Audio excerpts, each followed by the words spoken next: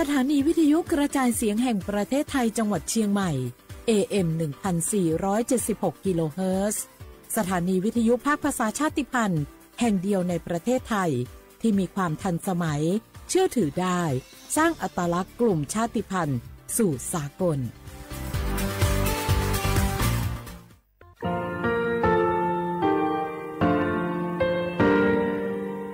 งาคือมีติปิเพกาบิเชลงาคือติกาติชูเลติเลเพกาบิมาเฮยาค่างาคือชอยาออตุคโลกาติเชวิออโครคาติผาคาชูโยอาชูโยวิโยกาคาเดติเลอติเกกาพุติลาวิทปาตองาคือชอยาอาสติกาวิโยงาคือออตุคโลออโครคากาติเชวิเวอีเวมาโกติยาลิเลทอกาอายีเวคาชเวเพวิโยอลักวงงาคืออตุคโลอคืออคากาติยายามาเตียลาบิโลโกงาคือชอยาทอกาอาสติมากาวิคาชูงาคือมีติปิเพกาวิเจเลงาคือติมูติสุติเพเลอติกาลิเลอาชูโยเวอวูปุตาเวกันติภาคาเสติเกคาเดกากาติเชวิทัปาตองาคือมีติปิจกิเพลากาวิโย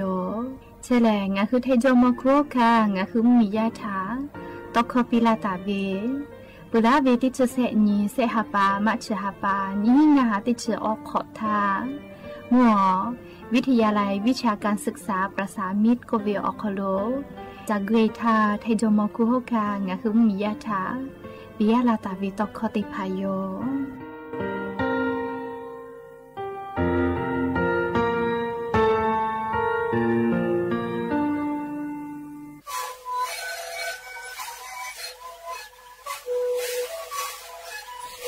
กูมันคือยาแก้เชื้อเวออกข้อเฉลยและหูข้อต่อตัวออกทีประวัติที่ไหนเอ็มนาบา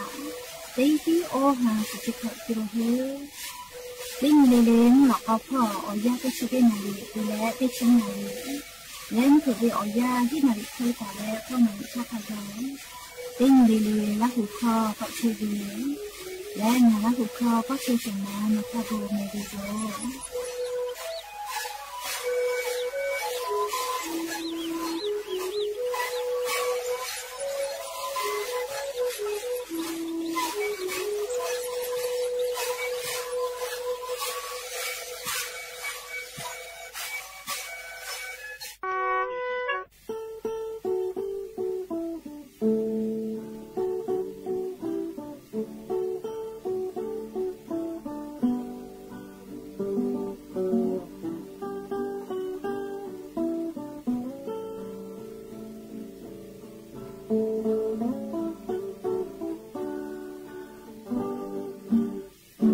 Gave moko ya ele Opi ma pupado Ma honga be to ku hole O e o pata ya hove Ya e ho ko ga ka be ko Opa o e hu te pale Ma cho cho cha chi cha na le You be le baby ve U la le nga ga be mo ta Na e nga pa hu bu a be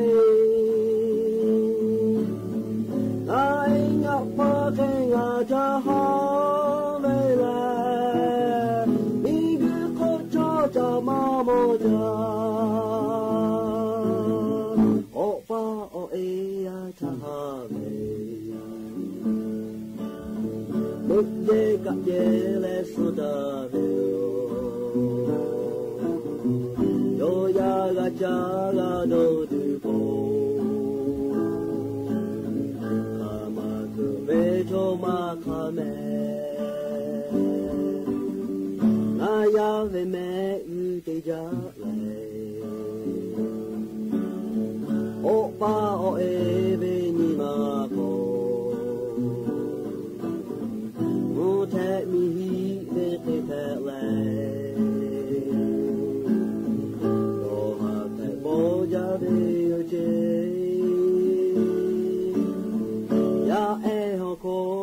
ตาเวโอปาโอเอเดบาเลมาโจโชจาจีจางาเลยูบีบีเลบีบีเลอุลาเลงาฮูกาเบโมทานาเองะปาฮูอุลาเบนาปังอาเอเกงาจาฮาเบเลอีดูขอจาจามาโมทาโอปาโอเอยาทาเบมุกเยกะเยเลสุดาเบียวโยยากะจากะโดดูโบอามาคุเดโทมาคาเม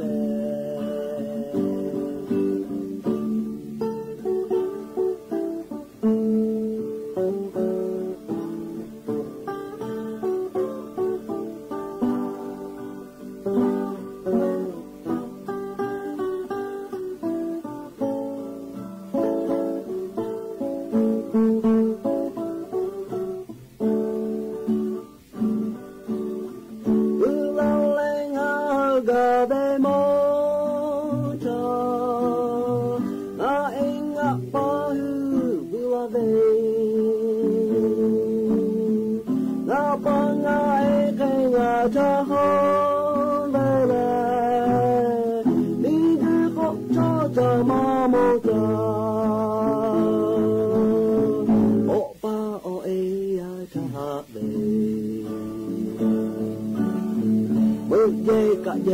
เลสุดาเบียวโยยากะจากะโดดูโบอามาคุเบโทมาคาเม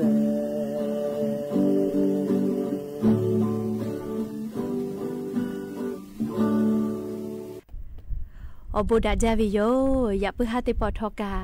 ดาจาวิโอยาชะติยาอคโลลิงาคือรายกาอบูดาจาก็วิโอคโลติปอกกามีลาแล้วโชป้าอุปาโลเชตาวิโอวิโอเนียราหุยาติพัทะติแกอคอกะกอกะดะเกเชวิทัปปะตออรอปืติกาลิลิทาตาอุยอยาวิโอคโลละเซจาและรายกาอบูดาจาอคโลหะอยู่ลาวิโยแม่ยะก็ยันวิโอยากะชะติซอคโลเลสเปนี่กาปวิโยยะนี่แลติชฮาปาออโตบาฮาปาคโลฮาปาซึสนี่กะนเพวิโยแล้วจะขอทอกันนี่ฮีนี่ชงะขอสุขอหาวิโอวิโอเนี่ยระหุยาข้าพ่อชื่อพ่อโลเชตาเวข้าคิเพเชเลเตียเลลิกาจ้าเมดอเมซุเมกาเมเลอฮาเลดอซาเชอลีนาหาเวอวิโอเนี่ยระหุยาติพาโอเตฮาเลเลเวียฮินาริควตาและกอนาริทักกายเตฮาเลเลงาคือราหูคอรายการอบูดาจา AM ติฮิโอฮาสจิคกิโลเฮิรตซ์วิทยุเรดิโอพอราหูคอตอไกเชวิโยเปิดตาเลนิพอติพอ Facebook Fanpage สวทเชียงใหม่ AM 1476พอกะไลฟ์สดติตอไกเชวิโยข้าพอซาพอจโกอุพอพอนาและนี่คือราหูชอเจตาติแกโอกาปิดะไกเพวิโยแม่และอย่าเพิ่งหาวิวยาคโลทอกะยูเวลาตาเวมีพ่อเวซาตาอบูจอวิออลอติผาติเลกะนิมาซาตุลิขอเอติผักกะยูเวลาตาวิโยแล้วก็ยันยูเวอยาเรียยูเวลาตาเวซาตาออลอติผาทอกะไลลอยูเวลาตาวิโยวิอเนี่ยละหุยาติผาไขเกเลจะได้สอคโลไขเกเลไลกะโกเวปุโทติคือติยาเจติคือโกเอมูยีลาเจติคือโกเอมูชาเลเจเลไลกะก็กูเวียโอ้จะขอเป้าแม่มุกาเสมากะกะเล่ารอจีเลมุกาเสมาเลตาปอโตละเชียววิแม่เลจะขอเวียยาวขอโลจีจอปามกรมอุตุนิยมวิทยาพ่อยุคืออลอซาตาปิลาตาวินาลียุคือฉันแต่ญาวิอคโลซาตาปิลาตาวิ จะขอวิอยาเล่มุกะวิอยาแลจะได้หาปาติชหาปาปุลาพ่อลอโกมุกะวิอยาตาลุลากิตุโยจิแม่มุยีเลอมือยอกกิตุลอแม่เลเตปอแลมุกะเสมาเลปอตอลากิตุโยเจจะได้หาปาปือพ่อลอโกเลีมุกะเสมาติผาปอโตลาตุโยเจใครแต่แล้วจะขอวิอยาแลเลีจะขอวิอยาชอมุกะวิอยาลุลากะไนแลกะเวกาเลีมากะจาเจมุกะวิอยากะลุลาไนแลกะกะมากะจาจิแมเลีฮะปุเลชมามาตากุเตเลีจะขอป้อเลียลอโกมุกะวิอยาเลีมากะจาจิเมลีจะขอป้าใครเตลอมุกะวิอยากะลุลาวิกะนายวิเจแค่ก็จะขอป้ากะจาวิชอเลีมือขอพ่อเราก็ติดชงาตาเลติด40 องศาขอโลเชตุโยจิแม่อยากข้าขอคุณหลอกคู่พ่อทุกว่าจะกะจาลอเลีสตาเลฮีองศาเจขอคุณหลอกคู่พ่อลีกะวิอซานาเลียก็นิเวตยาชาขอคุณหลอกคู่พ่อแลมือขอพ่ออาแกกะวิโยลีติขอลีลิกาขอคู่แลลากะละก็กะจาเลียอาปุเลกะมาหล่อเลียบุติคุกะมาหล่อไลคุกะโกเวเลียอาบุกะก็มาหล่อวิทัปโตเลียติผาลอกวอใครเรียกก็กลมติผาลอกโกเลียมีกะก็จืเลวินะเลียขอขอชอกะจาวิโยเลียกะละก็กะจาเมเลียขอขอหลอกคู่พอแลเจ้าปะตองะหัววิอเนี่ยละหุยาขอขอหลอกคู่พอเชเวแลคาเดกูให้ตะแม่เลียจะขอป้อมุกะวิอซาอุฮอภูมิสุตาเลฮีองศาเชวิอขอโลยะลาตุโยจิแม่เลียแค่ก่อนนิเวตยาทายาซ้อนวิอยากะลิงคือแท้มีอนาติต่อพ่อแลอาจจะก็กอเล่าวิโยเรียมซ่อมเผือวิอยาแล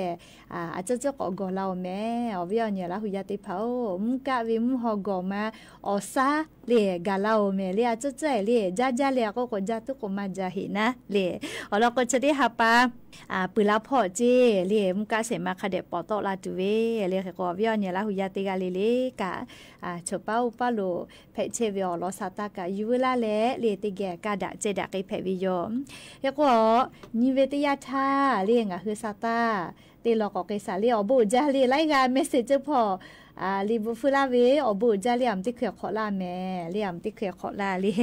งาซาตาป้อเชทาลอกอโนเฮขอลาเวจะมาสะดวกแลเรียมติเขียขอลาลีแล้วก็จะได้คือขอจ้าเลตีลอกอนาเกสานะแล้วก็นิเวตยาทาเรียจะได้คือเชซาจอซาพ่อกะสติเตเจอามาติเลก็เรียอเจ้ายาติคือติยาจะเขติปีปาวิทัปปะโตนาวิชอกะทิมาลาวิจิแม่สาลือเลกาเรียนาวิชอติผานามาจาวิเลจะเยอานาจะเยลูอานาจะได้ผาจิแม่เรียนามาจาวิเรียกกอวิอเนี่ยละหุยาติภากาคาเดกูเฮกูฟาเรียติยาลอกกะนาบือโควิดติชกอฟุมาอสกะเรียมิงโกโคโลไลมีแป้นดาเกเลอไลมีเรียนาปากนาเจ้าจิแม่เรียอยากเข้าฟุมาอกะเฮวิลโกโกเลีย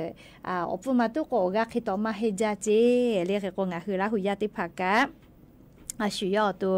คาเดฟาเชแม่ใครเตเลติยากอนิเวติยาทาเลียชุดคือวิอยาคนลุยายด้วยติผาเกียวลอกกะมอก็คือเซลาเซลคนลุสูต่อเบเวอานาติผาเพมาจาโลจิเมเลียมอก็คือเซลาเซลคนลุสูต่อเบเวเตเลกะติยาลอกเลียงคือก็เพมาจาฮิเวเลียยายด้วยติผาเกียว RSV อานาเจเลียอชิผู้เลเลาะนาวีอานาติผาเพมาจาจิเมเลียวิอเนี่ยละหุยาติผาทกะชุดที่จะวิอยาปายามีเอจวิยากาติผาโลโกยาปายามีเอทักกะเลียคาเดนิหาซาปีดะเกตุเวอเจติผาคาเดเตเลหาซาปีเลียยายด้วยติผาคาเดเชซาจอซากาตุอโปนะเลียยาปายามีเอนาลาโกตุจาวิกะเนหัวปออีโยเลียนาลาโกมาวุเตลาโกเนหัวปออีกามากาซแม่เลียก็ยาปายามีเอติผาเรียคาเดเชซาจอซากาตัวอโปกาในหัวเป่าเอกายาปายามีเอติผาชะคาเดกันหาซาวิโยแม่เฮโกเรียก่อนยังไกซาเรียติลอวิอเนี่ยละหุยาติเผาอีกาทูเวเรียอติติเผาคอโลเมาเวแลไทมิกก็จะติต่อพ่อโยเลียอีกาทูเว ปุระตาเวติสอคโลนะลูวิซิเวอติเตพอคโลจะได้คืออาจุยารัฐบาลมียะถาอิกะถุเวกาปิไกตุเวเตเยเวก็ฮิบะเวเลบะเจงปมาจะได้พาอยู่ใต้ปือเจเลอยู่ใต้ปือเจแม่เลขกว่างะคืออิกะถุกอติเตพอคโลลอโกเลเทศบาลอปตเป้าลาเวติพาคเดนาเลกาคือกาจอเวอจะได้พาเลเนี่ยคือกากาแพกาตัวปูนะเลซาตาติพาคเดพอนาแม่เปื้อเลกาเลียชุดิคือเวอยาวคโลเชซาจอซาพอกกัวลาโกกะประกาศสังคมบอกคโลกะเลียอานาติชออานาแต่อินเพวิเจงะคือ10ประกาศสังคมเซชเซและเซชก็คโลเชตาวิชอเตพาเตขอเตปอเลเนหัวตัวคโลอานาอามาจอวิเตพาคเดจาเตอินเชเลอานาเตยาเลกะเลียตาเพเกหิทากะแตะหมอเลหากะหาซาวิลโกในตุเวอคากะจอมาวิโยยาค่าเพมาเจ้าไทยและเลมองเกี่ยวไกวิลโกดอมิกะกะมามีลาเวเลเจดาปตอเตขอเตปอเลเลในหัวโตอานาจอมาจอวิติภาคเดเตอินเชเจยกว่าประกาศสังคมเตวิมาตราเซชเซเลเซชกอลโกกะเลอานาทะเตอินตุเวติขอเวติปอนี่คือเยเพวิเจเรียกก็กาอยู่เวลาแล้วลิงหัววิญญาณละหุยติพัฒน์อลอสาตาติพัฒน์จะเขกาลาวิโยมว่าปุตตะเลกาเรียประกาศสังคมมาตราเซชเซและเซชก็คโลกาเตปอุสลโกอตุชูจาวิติพัฒน์กะเลียหาซากิจตุโยเจอตุชูจาวิทัปโตเลียอานาไลยาเพตลาวิแม่ลิชยาชอนี่คือไขติจากคนนี่คืออตุอุขิเพวิโกวิชอเตลนาเวตคโยเรียกไขติจากอุขิเพวิเจเรียกกวงาฮือประกาศสังคมมาตราเซจเซเลเซชก็คโลกาเนหัวตูชูเลอานาเพตอลาตาวิติภาถากาลีประกาศสังคมมาตราเซจเซเลเซชก็คโลกาเยเลหาซับเพกตัวปูนาเลกาคือกาจวิอจิติภาก็คือแทลาตาวิจีลิจกาลีประกาศสังคมมาตราเซจเซเลเซชก็และเนขอเป้าลโกกาลีประกาศสังคมมาตราเซจเซเลเลปุลาทาลโกงาคือลีประกาศสังคมคโลนี่คือเป้ากาคือแถวินะเรียกาคือแถวิฮับปะฟูเรียเตมือสือที่ออกคู่กาละกว่าสหเลงัชบะเรียเตฮับปะเวียนี่คือเป้าประกาศสังคมบอกคโลกานุคือเชวิโยเฮก็เนี่ยขอยี่หิงาหาขอชก็ขอลอโกประกาศสังคมบอกคโลเรียคาบีวิเตแขอคโลแลฮีหางัชบะเจจะขอเป้าขอปือคาไกสหงัชบะเรียประกาศสังคมบอกคโลนี่คือกานุคือวิโยอยากเนี่ยขอเป้าลอโกฮีหางัชบะเจแม่เตหาเกาะตาลาเวเรียกก็กาคือกาจเวไลจือเรียกเกาะแถตาลาติโยนะประกาศสังคมบอกคโลกาเรียกก็จะกางาคือไทยมีก็คโลสิทธิ์ข้าราชการมากาตาเวเล10 บาททอมาเชตาเวติหมู่ลอโกประกาศสังคมบอกคโลเชตาเวโยเรียกจะกาอยู่เวลาแล้ววิญญาณนี้ละหุยาติพัฒน์เกามาลาวิโยแม่และยันยี่เวียยาแลเรียกไทยมีก็คโลกาภาษาพ่ออายีอืเวออนยี่ติญีแผวิโยอาโทมาอนี่เลก็โกเลยันชอวันออกพรรษาโควิเจเลพัตุลุสุเชวินาเลพยอคโลเชลาวิเซฮาปาบิโอวิทัปโตมุยิคอยาปืนละพอกาลาเลตอลาเวเลตอลาวิออนชาเลวันออกพรรษาโควิเจแล้วก็ยันยูเวียยาจือได้ผ่าเบียได้ผ่าเลจือเบียแอลกอฮอล์ปอวิจะได้ผ่ามากาฮอมากาดอเจเลฮอวิดอวิลโกกะคอพิกะจอวิจิแม่สติติแม่เลยันยอภาษาพ่อวิออนเพวิทัปโตติญีเลอาจือยุคาตะแม่เลติกาเลกาเลอลโกคอพิจอวิจิมีวิอเลียวค่ากฎหมายค่าสุเลียวันออกภาษาท่าจือดอจือฮอวิลโกคอพิจอวิจิเลมากาฮอมากาดอก็เวนะเลแล้วก็จะกะอยู่เวลาเลยงะคือละหุยาติภาษาอลอซาตากาลาวิโยหาวิอวิอเนี่ยละหุยาติภาอะโหลฮิเลฮิจ้าปากแก๊งคอลเซ็นเตอร์กะเตปอกกอลาเชลโลจิแม่ค่ะให้พ่อกอลาเวเลก็เลียแก๊งคอลเซ็นเตอร์ได้ผ่าจะได้คือเบอร์โทรศัพท์เรียชื่อสุเวก็ติกอลาวิเจชื่อสุเวเบอร์โทรศัพท์เวก็ติกอลาวิเจเรียกให้ได้แล้วแก๊งคอลเซ็นเตอร์จะได้ผ่าเรียนี่คือ เรียงคือเหมียวคโลกันนะเรียนเวทยาธรรมมียาแก๊งคอเซ็นเตอร์จะได้ผ่าฮีและฮีจ้าไกปีมาจาวิทัปตอเรียพุชมอจิกาชุกไกปวิกามาจาวิโยจะรับปตอจะได้คือเรียนนี่คือเกี่ยวโทรศัพท์ติโรลาวินะนาบะเมมาจาวิชื่อสุดๆเลยอลก็บวกติเลลีละกาหานะบัวเอาล้อติเลกันนะเมชื่อสุดๆเลยเบอร์โทรศัพท์จะเคยติผ่าติลุลาวิลโกเลยติลุลาวิลโกฮะโตบาเปียเจอามาติเลก็ก็ชอแก๊งคอเซ็นเตอร์ฮีและฮีจ้าเป่าหมดติผ่ายุหือเลยนี่คือเกี่ยวฮีและฮีจ้าตัวปูโทรศัพท์ติลาวิเจค่ะเด็กต่อแม่เลยโทรศัพท์คอโลรบติแม่เลยบวกนะหลักกาหาติเลกันนะแม่เบอร์โทรชื่อสุดๆเลยมาหมดจอวิจะเคติลาวิลโกหันบาเปียเลยตาหะเลยอลโกชีวิกะเลยแก๊งคอเซ็นเตอร์ออกหมู่แพวิจิแม่เลยจะได้คือสำนักงานตำรวจแห่งชาติดอกคลูกางาคือมียาทะสติปิลาเกเชววิโยก็เปิดแลกาลีอาลูงาคือจังหวัดจิมใหม่อคโลเวตานุกาลีชื่อจ้าเวียนเนี่ยละหุยาติเผาชื่อจ้าเลยงาคือจิมใหม่อคโลเวตานุติพานะงาคือมียาแก๊งคอเซ็นเตอร์เล่ผู้หิจ้าไกปีวิเจกุมาก็เซบะเจปาโถจาจาลีผู้ก็เซกากะทอจอลีก็เซบาลีหิจ้าไกปีวิเจตานุติพาเล่ตานุติพาไล่หมูเล่ตานุผู้ทอภาค5พ่อกะไล่หมูปอดะเล่แก๊งคอเซ็นเตอร์จะได้พาถาวกะอยู่และอยากก็คาพุกเอคานาเลกะชะกะฮิวิทัปโตติปติเลพุกเอคาอยากก็คาถาตอดสเปียเลผู้งาผู้ก็เซบะวิกาขอวิเจคเตเลงาคุมียาถากาขอวิเจเฉลอบุดะจาแม่เลจะเคจะจะมากะผู้เลจะได้คือตานุกาสาติโกซาเลแก๊งคอนเซนเตอร์ฮิเลฮิจ้าปาวิจุยกวยติผาถากะมีเราลอเลกะอยู่กาวินาเลเฮกชะกามียาเลนคัสญาตุโยเลอลก็ยอแก๊งคอนเซนเตอร์ฮิเลฮิจ้าไกเปียเวนะเลผู้ขับเปียก็เซบะเจก็มาอลาอปันนี่อยู่นั่นเลยเฮเล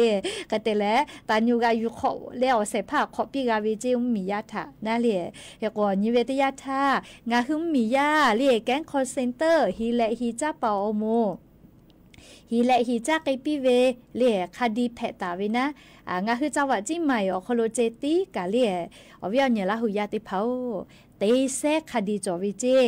เรียกก็งาคือไทยมีก็คโลเวคาปุยเวกว่าแล้วก็เตหลาคดีจิแม่โอ้มียาถาฮิเลยฮิจ้าแกเวมาจาโลเลียจิใหม่อคโลเจติกาเตเซคดีจิแม่เรียมมียาตาลูลาตาวินะเตเลกาลิมมีเวกว่าแล้วก็เตหลาคดีเจเตหลาลอนะเลียเฮก็งาคือมียาติผาสติเตเลียซาตากากาวิทยาเท่าชอปากะนอปีเลียวแล้วก็ฮิเลยฮิจ้าปาแก๊งคอเซ็นเตอร์จะได้พาแลจุยแกวตีปื้จาเลียตีข้ามาหิจากากวยตีข้าเกาะจอลาเวลิงาหึมมียาเลยอ๋อเจ้ายาฮิเลฮิจ้าปาวิจุยแกวทามากะมีเวลโกอเลมุลโกแลชูหิจากไกวิโย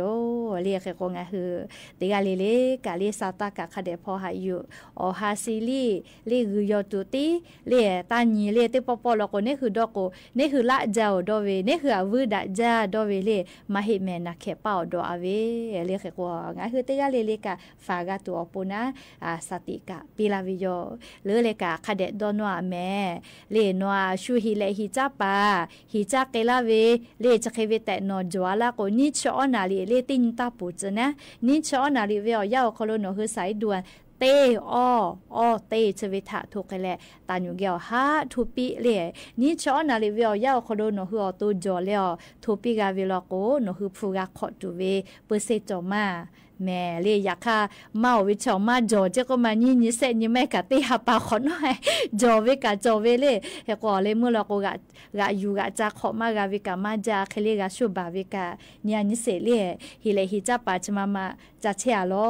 เรียงะหึมมียาฮิจ้าเกยวิจิใหม่อคโลเจติกะตีเซคดีเจ้าก็มาเฮก็มีอคู่วิคับเปกว่าแล้วก็ตีหลักคดีกาวิเจจวยจาวิอาฮิโลแม่เรียกก็วิอนี้ลาหุยาติกาเลเลกาเลอเจ้ายาคัสเพเชเวอเจเตผาฐานนี่คือกะมีและเลฟากากิตัวปูนาเลติกาเลเลกาซาตากะคเดพอหายุแต่ก็แลงาคือลาหุยาติผาฐาอลอซาตาติผาปีลาวิโยแม และอย่าเพื่อให้ติปอทอชิลากาลาทีวีออลอติผาจะคิไม่จะได้โยแม่กากาพอนาแล้วกาปิลาเทวิติกาลิลิทอกาอบูจาแม่ติกาลิลิกาแม่กาแม่เชซาจอซาเลฮาเลโดซาปีอบูจา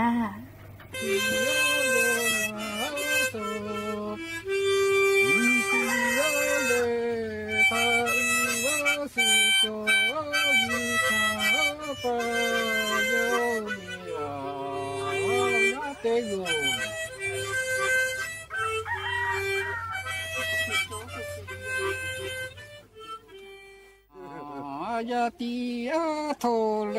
อาลานิอาดาติอาเฮโลอาโยมาเนโทเนโคกามา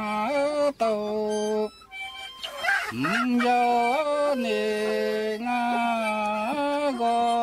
โสภาติภาตุขาโทโคซึอาโคมาโกเคโยโยอาโกโสเตติเตโกขาโทโคซึอาโคมาโกเคโยงาโกโสเตลาทุขาโกโทมือหือนาโดโกโสภาโจลาติแกโหโทโหซึนีงาลาหุยาเตโกยทุมือเจมือลีนูยาคิโตเจทุเลนิโจกะเลนูยาคิโตเจโจปอซาเปในมือตุลาเวเยโยเจชะปายามาโทเจปายามาเจงานดายานนาภูภาษาเตญโลกดาเนโคกะเคโยโกยะจิปิโกดุญาดาติเฮโกยะสุโคดุเอโกเปลาสุกุอาเจเคยากุอาเนอาโกเนกุยามาโกกาเจยาสิยาโดคาโยงายาเตกุยนูเนโคเฟเจอิสินากาเวอิมาเฮโอเจโซโซอุโคซาเกเจนูจาอิโจเปซาเปอิโจลาเวเจติเออิโจเนเจซาปะจามาเสงาโตปะจามาเสงายาติยาโทเลเนซคาฟูโตสถานีวิทยุกระจายเสียงแห่งประเทศไทยและเครือข่ายทั่วประเทศเสนอข่าวต้นชั่วโมงรู้เร็วรู้จริงเกาะติดทุกสถานการณ์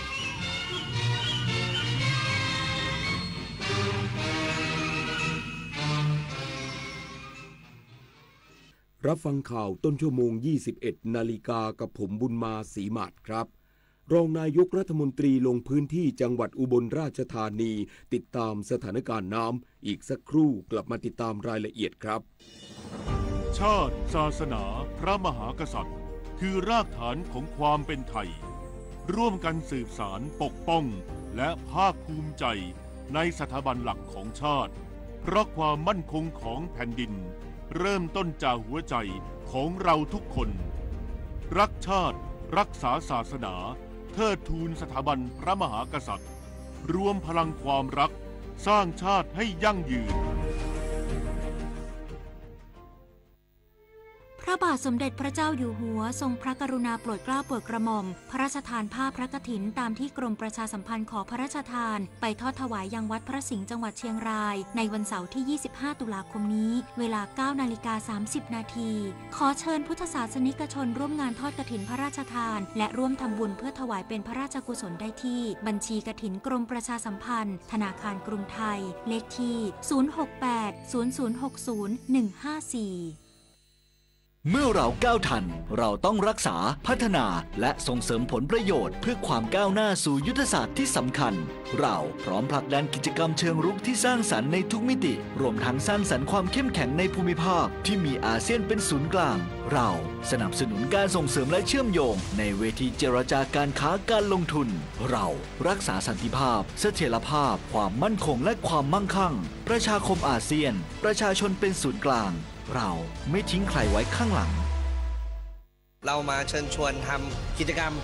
เดินวิ่งการกุศล9ด้วยธรรมครั้งที่9ครับซึ่งจะจัดขึ้นในวันที่9พฤศจิกายนนี้มาร่วมกันเยอะๆเพราะว่าเป็นสิ่งที่ดีมากๆช่วยเหลือโรงพยาบาลทั้ง19โรงพยาบาลก็มาร่วมวิ่งทำบุญกันเยอะนะครับติดตามที่เพจ9ด้วยธรรมนะครับดูรายละเอียดมาสมัครมาร่วมกันได้ครับเรามีวิ่งกัน2ระยะมี5กิโลแล้วก็ 10.5 กิโลสามารถร่วมบุญกันได้ค่ะก็อยากให้ทุกคนเนี่ยมาวิ่งมาร่วมทำบุญมาสนุกกันเยอะๆนะครับ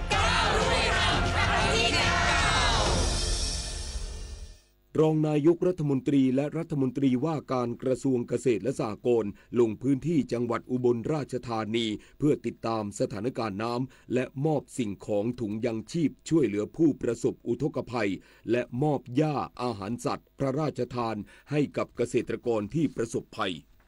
ร้อยเอกธรรมนัส พรหมเผ่ารองนายกรัฐมนตรีและรัฐมนตรีว่าการกระทรวงเกษตรและสหกรณ์พร้อมคณะเดินทางลงพื้นที่จังหวัดอุบลราชธานีเพื่อติดตามสถานการณ์น้ำสถานีวัดระดับน้ำ M7 บริเวณเชิงสะพานเสรีประชาธิปไตยตำบลในเมืองอำเภอเมืองจังหวัดอุบลราชธานีพร้อมมอบนโยบายส่วนราชการและพบปะประชาชนและมอบสิ่งของถุงยังชีพช่วยเหลือผู้ประสบอุทกภัยมอบยาอาหารสัตว์พระราชทานให้กับเกษตรกรที่ประสบภัย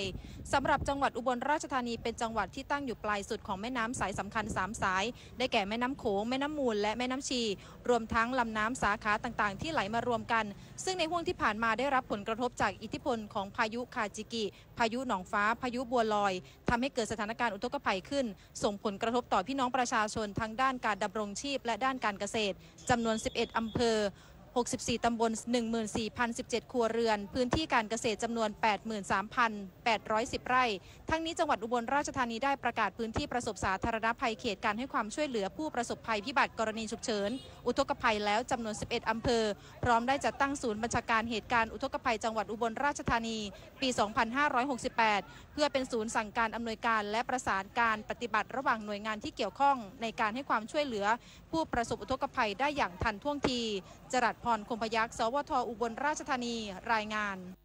ผู้บัญชาการหน่วยทหารพัฒนาลงพื้นที่ติดตามสถานการณ์อุทกภัยในพื้นที่จังหวัดพระนครศรีอยุธยาพร้อมมอบถุงยังชีพและอาหารปรุงสุกให้ประชาชนที่ได้รับผลกระทบและกำชับหน่วยติดตามสถานการณ์อย่างใกล้ชิด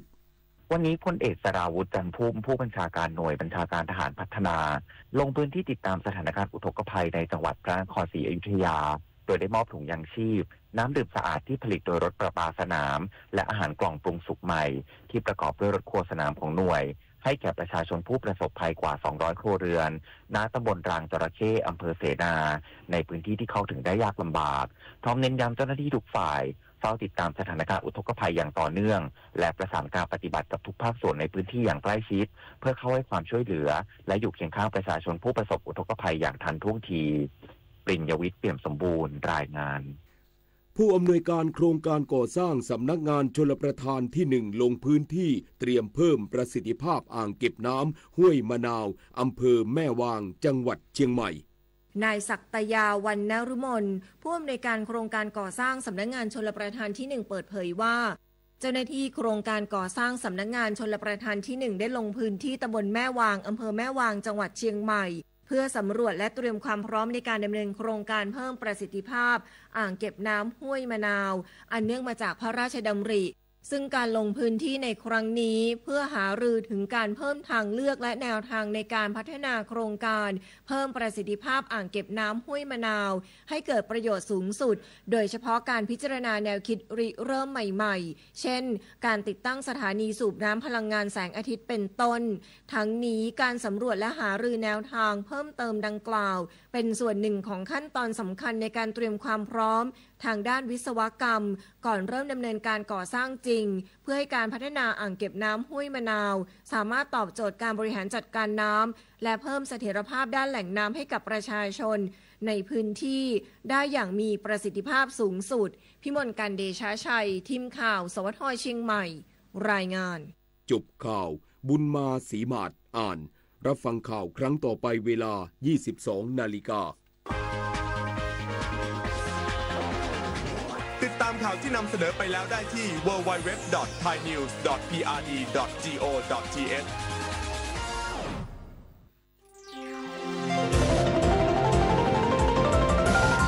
วิทยุแห่งประเทศไทยให้ความรู้กู้ความสุข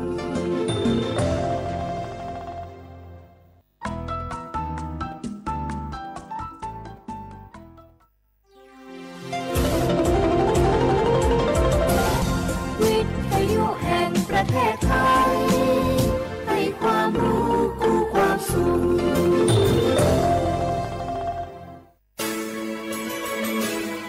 สถานีวิทยุกระจายเสียงแห่งประเทศไทยจังหวัดเชียงใหม่ AM 1476 กิโลเฮิรตซ์สถานีวิทยุภาคภาษาชาติพันธุ์แห่งเดียวในประเทศไทยที่มีความทันสมัยเชื่อถือได้สร้างอัตลักษณ์กลุ่มชาติพันธุ์สู่สากล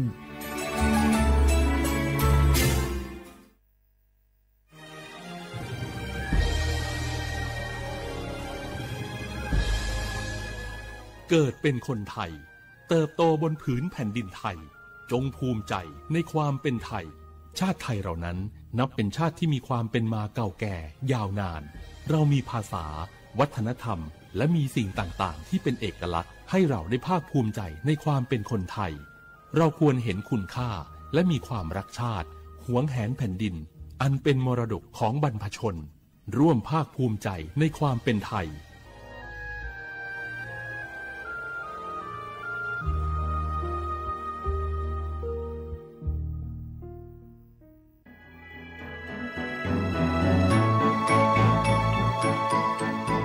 การปกครองระบอบประชาธิปไตยจะมีความมั่นคงก้าวหน้าเพียงใด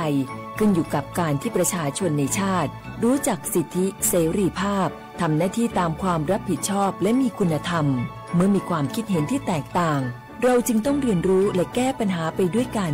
ด้วยความสามัคคีปรองดองของคนไทยทั้งชาติเพื่อก้าวสู่ประชาธิปไตยที่มั่นคงรู้สิทธิรู้หน้าที่ตามวิถีประชาธิปไตย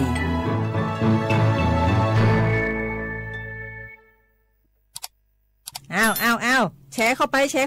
มาอ่านเลยแก้วกับผมก็ดูอยู่นี่นะเจนี่มันก็เป็นโลโก้ของหน่วยงานราชการนะนี่เข้าไปตรวจสอบเป็นยังว่ามาจากหน่วยงานราชแต่ก็ระวังก็เป็นเหยื่อเข้าปลอมเนอะเอาฉะนั้นเลยก็นี่ใจถ้าบัตรตรวจสอบไม่ชัดเจนนะแต่ที่จะได้ประโยชน์กลับส่งผลกระทบสมัยนี่มันหลอกกันง่ายนะหลอกเรื่องการทับซิปนั่นนี่โน่นเพื่อเขาไปกรอกข้อมูลส่วนบุคคลแล้วก็เอาข้อมูลเหล่านั้นเนี่ยไปทำธุรกรรมต่างๆหรือแม้แต่หลอกให้คลิกลิงก์สารพัดที่มันจะทำนี่นะถ้าอันโหจะเนี่ยจะได้ดีนี่เจนี่อย่างแรกเนี่ยต้องตรวจสอบข้อมูลให้ชัดเจนจากหน่วยงานรัฐให้ก่อนข้อ2ต้องมันติดตามข่าวสารหูเต่าตันและข้อ3ต้องมีสติไม่ได้เจืออย่างง่ายๆนะเพราะว่าพวกมิจฉาชีพมันจะใจความเจือความศรัทธาความโลภและก็ความกลัวมาหลอกคนทำให้หลายคนตกเป็นเหยื่อเฮาก็ต้องแบบเป็นส่วนหนึ่งในการตกเป็นเหยื่อหรือแชร์ข้อความอันเป็นเท็จบางอันเนี่ยเฮาก็จะมีความผิดใดอยู่ดิ้มว่าดีหาเหลืองติดคุกแล้วแก้วนี่นะ ขอโทษครับเจรู้เท่าทันป้องกันการตกเป็นเหยื่อจากแก๊งหลอกลวงปรารถนาดีจากสำนักงานประชาสัมพันธ์ที่3กรมประชาสัมพันธ์ค่ะฮัลโหลสวัสดีครับพี่น้องอายุอันนี้เดือขยาวโฆษณากกะกอสถานีวิทยุกระจายเสียงแห่งประเทศไทยจังหวัดเชียงใหม่พอปานเนอบีเคฮอมอนาแอออนหลีญาเมเจสถานีวิทยุกระจายเสียงแห่งประเทศไทยเฮนาอย่าซินกอนบีอดูอย่าล่อนแต่ช่วงหางละหาเชกะปอจักกันเนอดูพ่ออีสอนนี่กะมาเล่าเนกะมองขากากาอีกุญญาอายุเนียวโฆษณาบีเกหมอญาแลนึงมาอ้อนนานากาไงเหลียวแน่ไงชอนยางายีเนียวนากาสัมโบนาขอนี่จำยองาซุงนี่สีโกจำยอโกเย่และงาเดใจที่โบนาขอนี่จำยอเวนี่โกเย่งาสีเวและงายีเนียวมาเจอเกญาบุกกี้ดูนี่สิข่าวรับสมัครไปทำงานต่างประเทศเห็นว่าจ่ายทั้งค่าตั๋วเครื่องบินให้ที่พักฟรีแถมมีโบนัสตั้ง5 เท่าของเงินเดือนมีเงินส่งให้ที่บ้านสบายเลยแต่เขาขอค่าดำเนินการเป็นแสนใช่ไหมแล้วก็ให้กรอกข้อมูลส่วนตัวแอดไลน์สแกน QR Code ด้วยรู้ได้ไงอ่ะกำลังจะโอนเงินไปพอดีเลยก็ตอนนี้นายหน้าเถื่อนกำลังระบาดหลอกไปทำงานต่างประเทศรายได้ดีมีสวัสดิการเลิศพี่สาวฉันโดนมากับตัวเสียเงินเป็นแสนแทนที่จะได้โกอินเตอร์โหแบบนี้ก็พังหมดสิขอบคุณนะที่เตือนเกือบไปแล้วไหมล่ะเราคิดให้ดีก่อนเชื่อเช็คให้ชัวร์ก่อนแชร์แยกแยะข่าวก่อนตกเป็นเหยื่อไม่เชื่อไม่รีบไม่โอนโดยสำนักประชาสัมพันธ์เขต3กรมประชาสัมพันธ์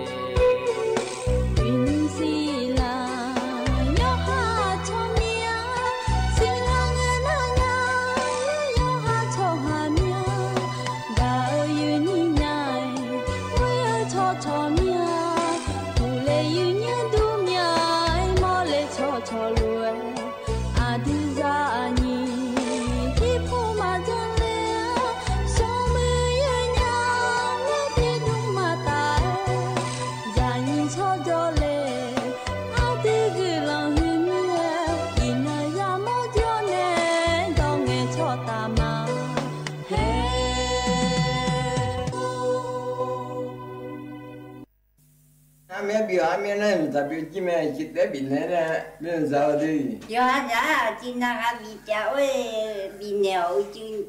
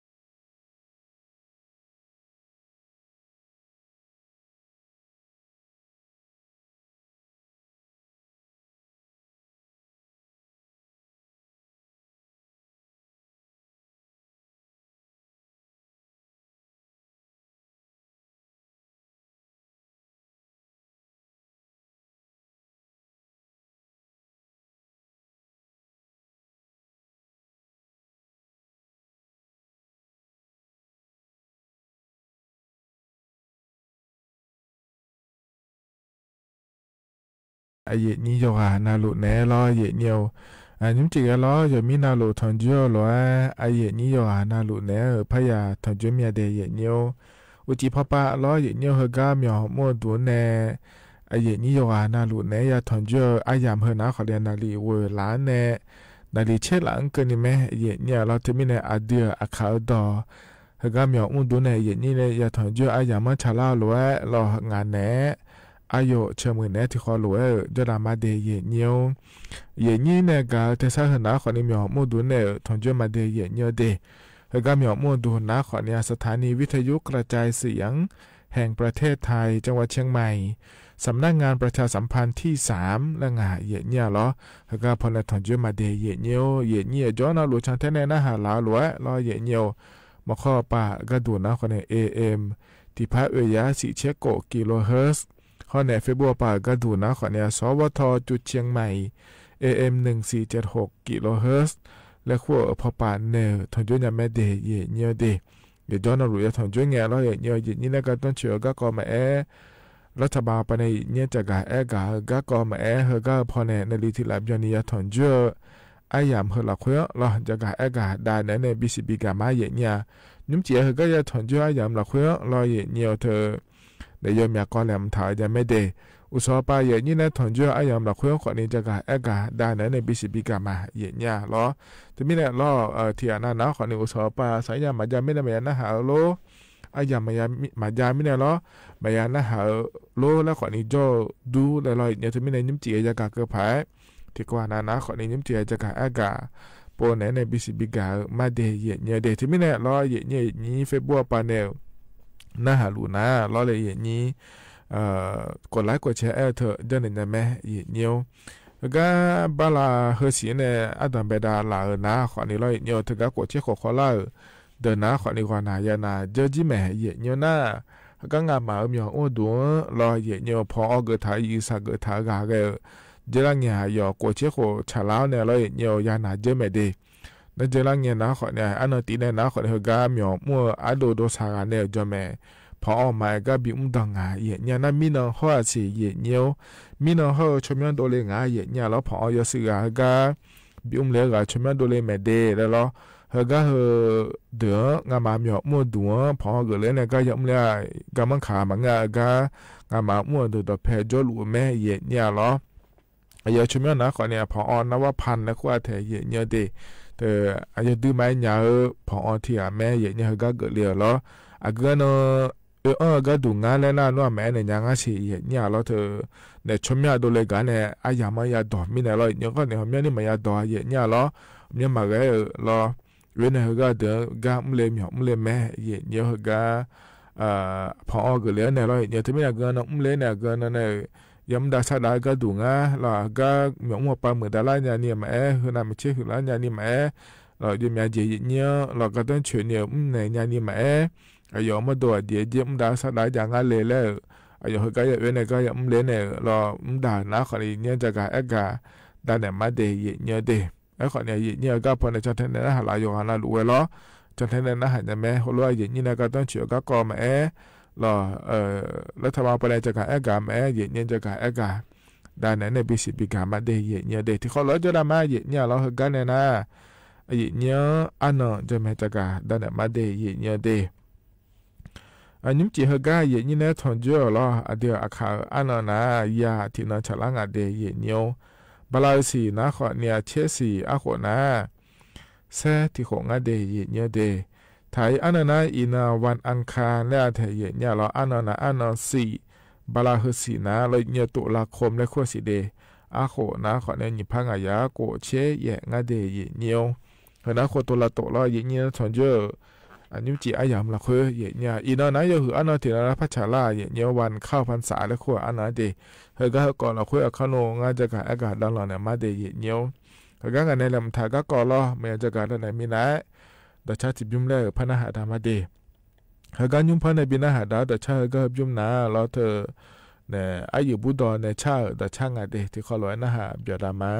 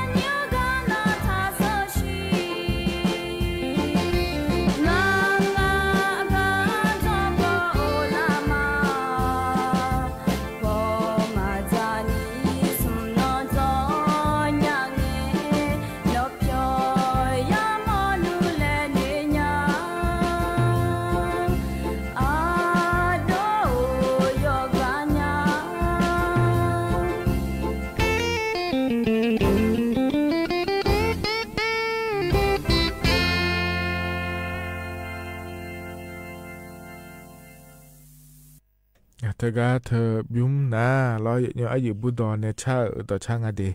ยกานาหลวงพอเนี่ยบินหาดาเกนะหาเบียวตัวล้อเยเขาก็จะนอนปลาล้อเนี่ยนะหาล่านี่ยกานารู้เอาดูธรรมะเดมาข้อปนเนี่ยนะหามา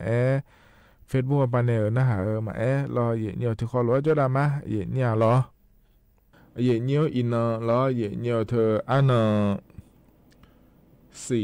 ลอบาลาเชสีอาขนิพังอายาโกเชเยเนี่ยอินนะเธอถ่ายอันปาแลเกินนะขอเนี่ยล้อเลยนี่เธอเนี่ย15ขึ้น15ค่ำเดือน11และคุงอาเดเนี่ยเดเฮงเนาะก็ดูนะขอเนี่ยล้อเนี่ยเธอวันออกพรรษาและคู่อันฉลังะเดเนี่ยเดวันออกพรรษาเฮนะขอเนี่ยเพซื้อลอยเนี่ยเพซื้อยุ้มบลาซุ่มสิบยาเนี่ยเธอยังก็ยามละคุยจอเนี่ยรอเธอดอมเมกาจอเกอก็ดูเดและงานเธอเนี่ยเราพระพุทธเจ้าเนี่ยเมตตาดอลอยเนี่ยเธอก็ไปซื้อยุ่มละคุยจอเนี่ยรอเธอเนี่ยเธอก็เธอเดจอเกอแล้วยังก็งานเราเนี่ยนี่อินอาศัยสายเนาะก็ละงานเดเนี่ยเราเฮก็งานนั้นก็ละนั่นยังก็ยามเจียก็เลยมีเดแล้วสิละแม่เนี่ยเราที่ไม่ได้อินก็ดูนะคนเลยนี่เพเสื้อย้อนถอดถ่ายเดินนะรอเนี่ยเธอแน่จะต้องเจริญหัวแน่โลแล้วรอเนี่ยเธอเพเสื้อนุ่มเลี้ยนเนี่ยเพเสื้อหย่อดำแน่เลี้ยรอเนี่ยจะต้องเจดำแน่เลี้ยรอเพเสื้อตัวแม่กันนะหาเลี้ยอันเนาะฉลาดไม่เดเนี่ยรอเธอก็เธอมีแน่รอเนี่ยอินายหัวอันเนาะที่เนาะฉลาดงาเดเนี่ยเดเนี่ยที่อ่ะนะรออินเนาะอาดัมเบดาเนี่ยยังมือเจจะหมอเมียเลยแล้วนะขอนี่อินนะอาดัมเบดาเนี่ยเกิดอะไรแม่เนี่ยที่อานาหลอเนี่ยเจลังเงแล้วเดือไทยมีของเราค่อยเบอร์ล้องดเหล้าเข้าพรรษาและเธอจะแม่เนี่ยหูบานเนี่ยล้อจะหล่าแม่เดมานี่นะล้อทุเรศจ้าเดแล้วขอนี่มังเงยเนี่ยล้อเข้าพรรษาเนี่ยก็เลยนะยิบมาดอนยานาเดแล้วขอนี่มังเงเพสือดอดชุนเนี่ยก็นะยิบของมาบิดอเนี่ยล้อขอเนี่ยร้อยเนี่ยที่นาดอเนี่ยร้อยเจริญเงินดอลลาร์หอเนี่ยเธอก็เข้าพรรษาแล้วคู่เงี้ยรอหนามาแล้วมาเนี่ยเจอในนาลาเดออีนั่นก็นี่นักเกล่าเนี่ยเดอนะคนนี้ไม่หัวปลาแล้วอยู่หายิ่งเหมือนดาราเนี่ยก็ดูเลยอยู่เหมือนจะสะดวกไปเหมือนดาราเนี่ยนี่เลยแล้วเนี่ยอีนั่นยิ่งเงินแต่มาเงยเลยเนี่ยอาคารนุสาวคนนี้จะได้เนี่ยแม่เดียร์ดื้อไม้เหมือนก็ก่อแม่เนี่ยทะเลจะได้เนี่ยนะเราเลยนี่ถ้ามีเนี่ยเจริญเงินเข้าพรรษายามเราคุยเราเนี่ยยมือเจยมีอาเจเดี๋ยวเราเนี่ยก็แต่มาบิจีเนี่ยพัฒนาหมอมีอะไรแล้วนะเราเนี่ยจะได้เนี่ยแม่ยดื้อไม้เหมือนแม่เดียเนี่ยเดียเธอนี่เพเสื้อย้อนถอดถ่ายเดินนะเดียเนี่ยถ้ามีเนี่ยอยู่นะรู้ว่ากับบีเกอร์มาเนี่ยถ้าการหนึ่งมาเนี่ยเจเนี่ยมือเจจะมาเลยหัวจะมาเลยยี่บาทดอเธอเข้าพรรษายามแต่มันก็ถี่ยี่แล้วเนี่ยมาพัดดอกหวยมาแล้วนึกมาเนี่ยเจนจันดาเด็กคนนี้จ่อนะเราเนี่ยกับเบียมาเดยเนี่ยเดเธอมีเนี่ยเนี่ยอินาโนมืออันนั้นชาลาหรือว่าเราเนี่ยยมยานะคนอุศยนะทั่วเนี่ยเราเธอเพศยุ่งเลยเนี่ยไม่ยอมดำเนี่ยเล่นในเพศต่อแม่กันอะไรนะหาเลี้ยดูเดยเนี่ยเดยอินายหัวอันนั้นก็ล่างาเดยแล้วเนี่ยจะกะดาเนี่ยบิสิบิกาเลเดยเนี่ยเดเฮนะอันดับแบบก็เนี่ยรอนะใจที่ก็ดูนะขอนี่เธอเนี่ยรัฐบาลปนเนี่ยก็เนี่ยจะกะดาเนี่ยบิสิบิกาเดยเนี่ยเดมีเนาะรออันนั้นก็เนี่ยเนาะนะขอเนี่ยเธอก็เดี๋ยวเนี่ยมนตรีเขาในรัฐมนตรีว่าการกระทรวงมหาดไทยและงานไทยเนี่ยรอถึงการนายอนุทินชาญวิรากูลหอบปาก็ดูนะคนนี้อายุเยอะเนี่ยอย่าบอกจางหายเนี่ยคอพและคู่พอปะเดยเนี่ยเดคอพแล้วชมยาเจียมาเนี่ยแล้วคณะกรรมการอำนวยการและบริหารสถานการณ์ภัยพิบัติทางธรรมชาติและคู่อาเทยเนี่ยเธอก็พอก็ดูนะคนนี้เธอก็มีของโลภะในก็ขอเปลี่ยนดาราเจียงขอหรือดาก็ดูล้อเนี่ยมีฉาไม่รู้หูหมารู้เล่าโลมีรอบบาหือเลือโลมีฉามยาเลี้ยวโลเหอเรามีของ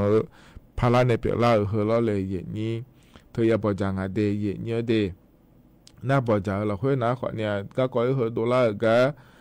เนี่ยยุ่งในชาวบ้านเนี่ยผังอะไรแล้ว อย่าบ่จ่าง่ายในนี่อีนุ่มเอก็นะขอยอมยากายอมยาเมื่อเราคุยรอเดือไทยมีขอนะขอนี่อีจุดตอนนั้นละเราบาหือล้านเนี่ยสางาเดเยเนียเดถึงมีเนี่ยเรามีน้อยอย่าบ่จ่าเราคุยนะขอเนี่ยเยเนียเราเธออีจุดตอนนั้นละเนี่ยสาลัวเราบาหือล้านเนี่ยสาลัวเด้อที่ยองเวผ้าบางก็เนี่ยบีเกอร์เนี่ยมาเดแล้วงานไทยเยเนี่ยเหรอเวผ้าบางเนี่ยบีเกอร์เธอนะขอเนี่ยเราเยเนี่ยเธอก็อีจุดตอนนั้นละเดิมฉบับแบบเทเลเด้อเหรอน่าหมอเธอเนี่ยจ่อเยอะเด้อขอนี่เงอแล้วงานไทยเธอก็เดินเล่นเนี่ยเราเยเนี่ยเธอมีเนี่ยเราเลยเยนี่เธอก็เด้อชาวบ้านเนี่ยมาเดแล้วธุรกิจงานไทยเนี่ยเจริญเนี่ยมีน้องหัวก็จะมาเหมือนจะทำเหมือนเราโยมยาเนี่ยมันเงงานล่าเราเยเนี่ยรัฐบาลปาขอเนี่ยชาวบ้านเกินเลยไม่ยอมยากาขอเนี่ยเกิดดูรอที่ย้อนนะขอเนี่ยถ้าเกิดจุดนั้นล่ะก็กุยผ้าบาเขาเนี่ยเราใส่เยหุ่มมาอย่าต่อดูกันเนี่ยเราอีกข้อเราควรเราอีกเนี่ยอย่าถูกอย่าขุดโดยอย่ากอดูกันเนี่ยเราเนี่ยถีมือบาและพยานะเฮ้แต่มันเงยอย่าพออยู่ในชาวบ้านก็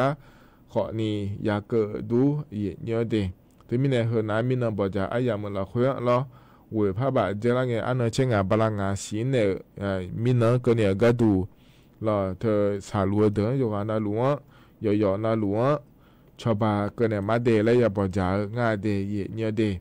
ก็เนี่ยเราเนี่ยเจริญเนี่ยเดือนนี้ทั้งหมดเดียวไปก็ดูคนเนี่ยนี้อีจุดนั้นละก็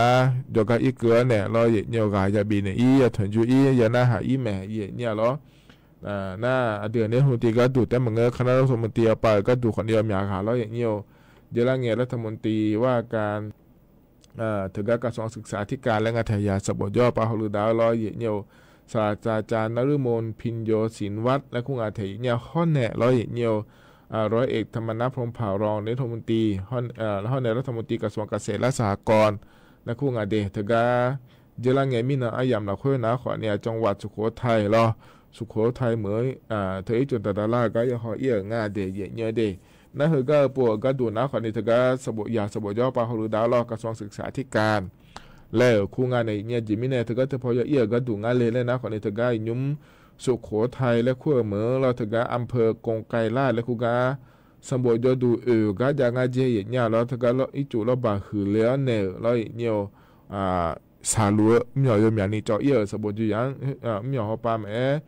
เราเธอย่อดูแม่ลามือเนี่ยพาเร็วชาวบ้านเนี่ยพาเร็วเราเนี่ยเธอมีเนี่ยเราเธอก็เธอพอเอี้ยเนี่ยเราเนี่ยเธอก็เธออีกเกินเนี่ยเดเนี่ยเดจะบอกจีอ่ะเนี่ยขอเนี่ยถอนจุคุณเนี่ยถอนจุแล้วเดินเนี่ยขอเนี่ยถอนจุเนี่ยเราชาวบ้านก็ก่อยังไงชอบเยอะง่ายเดเนี่ยเดเธอมีเนี่ยเฮนะขอเนี่ยอีจุดนั้นล่าหัวปะเราบาหือเร็วหัวปะเนี่ยจะการอากาศในบิสิบิกาเลยรัฐบาลปาแม่เราเดือนนี้รัฐมนตรีเราคณะรัฐมนตรีปาขอนี่เขาก็กองชันแทรู้เนี่ยเนี่ยชาวบ้านลุไม่เดแล้วเราเนี่ยนะเธอแต่มันก็เนี่ยเรารัฐบาลปาจะการอากาศได้เฮนะขอนี่เห็นเจริญเนี่ยเธอก็บอกจะอายามเราคุยเฮนะเราเนี่ยกรมป้องกันและบรรเทาสาธารณภัยและคุ้มอาเทียปพและค่อยยุ่มแล้วเราเฮแล้วมิฉาไม่รู้หุ่มหมาลูล้าเราบาหือละเราเนี่ยมิฉาแบบเลยหุ่มหมาอย่างเนี่ยเรามีของเราพันในรถเปียกล่าก็กองอย่างเจริญเนี่ยเลยอันเนี่ยชาวบ้านเนี่ยเลือกเดปพและขั้วเธอนาลอยเนี่ยนะลอยเนี่ยเธอก็อินุมเบอร์เดือไทยมีของเขาในกัมพูชามีของก็กอดอลลาร์ในจารุแม่ในนี้น่าเจริญเงี้ยสุดๆก็กอดอลลาร์เงี้ยนะขอในระเบิดหุ่มมาบีอันเหลียวจามีเนี่ยเลยเนี่ยยมยากะยมยาหยอก็ดูนะขอในยอหันยิ่งเบ้เจียเนี่ยเราอย่าพอโดเลยเนี่ยหรอพอโดเลยเนี่ยแล้วเนี่ยไปยาโจเลยเด็กก็กอดอลลาร์ก็มาจอนี่เราหยอนะลูกกูมีเนี่ยเราเลยนี้ถึงมีเนี่ยพอโดเลยเด้อรอเนี่ยเทียนนะขอเนี่ยจะขอดอปาขอนี่สาระแล้วรอเนี่ยถึงมีเนี่ยรออินุมอดัมเบตเตียละคุยนะขอเนี่ยซุ่มเหมือจนแม่ชาวบ้านเนี่ยเดย์เนี่ยเดซุ่มเหมือเฮเดียเจงาเล่แล้วนะขอเนี่ยตินะบุรีรัมย์และคู่งานเทียเนี่ยเราบุรีรัมย์เหมือนนะซุ่มมือหยอดเพลเราซุ่มมือกุยพายหยอดเจนิงาเทียเนี่ยเราหน้าศรีสะเกษเนี่ยเดศรีสะเกษเราป่านะขอเนี่ยซุ่มมือสีพายหยอดเจนิเขาเนี่ยสุรินทร์และคู่เหมือนกันแต่สีมือหยอดเจนิงาต่อรัวที่เสียที่เสียงานมือหยอดเพลเราถึงกับธนาคารออมสินมาป่าเนี่ยเนี่ยสตาร์ดเนี่ยชาวบ้านเนี่ยงาเดเนี่ยเดแต่ก็ประชาชนเนี่ยพร้อมเพลและขั้วเธอจังถาวรแล้วงานเนี่ยนี้น่าก็จะแล้วก็ดูนะขอเนี่ยเราเนี่ยเธอเนี่ยอายามเทียอยู่เนี่ย ชอบบ้านเราเนี่ยมาเดแล้วงานต่อลูกเมื่อสิเมื่อเบียนิยาเนียวเดแล้วเธอก็ยุ่งชอบบ้านเนี่ยเธอหน้าขอเนี่ยร้อยเนียวเธอก็ส่วนมาขาร้อยเนี่ยนั่นแหละตาไปยาพอดูเลยเนี่ยเธอยาจ่อหน้าขอเนี่ยที่ยอก็ดูงาผ้าบาชอบบ้านเนี่ยมาเจร้อยเนี่ยหน้าเธอเขาก็กอดโดราเนี่ยร้อยพอดูเลยเนี่ยสีน้ำมาเจเอียเดินหน้าขอเนี่ยที่ยองนี่ผ้าบาแล้วชอบบ้านเนี่ยมาเดแล้วงาเฮอหน้าขอเนี่ยร้อยเนี่ยยุ่งมาระเบิดในชอบป่าก็มาเกินในเดทก็พอดูเลยก็ดูแต่หัวเลยจอมแม่ชอบบ้านดันเนี่ยมาเดแล้วเฮอหน้าขอเนี่ยรัฐบาลไปเลยเนี่ยเธอก็เธอพอจ่อเดือชอบบ้านเกินเนี่ยง่าเดเนี่ยเดเพราะเนี่ยเราจะที่ก็ดูหน้าขอนี่เธอเนี่ยถ้าคนมาช่วยอ่อนด้วยก็ง่าเทียเนี่ยที่น้องขวก็ดูเฮก็บาลายเสียงเดี๋ยวละเงี้ยนี่เกินเนี่ยแต่เราเนี่ยยามเนี่ยอ่อนด้วยเนี่ยลองยังไงเดถ้าคนมาช่วยอ่อนด้วยก็ดูหน้าเราเนี่ยมีน้องขวเนี่ยน่าที่น้องขวเราที่ยาบิมแล้วก็เงี้ยสุ่มเชโกบิมเจเนี่ยพระอ่อนโดนหลอนใหญ่สิเจเนี่ยเราเฮอหน้าขอนี่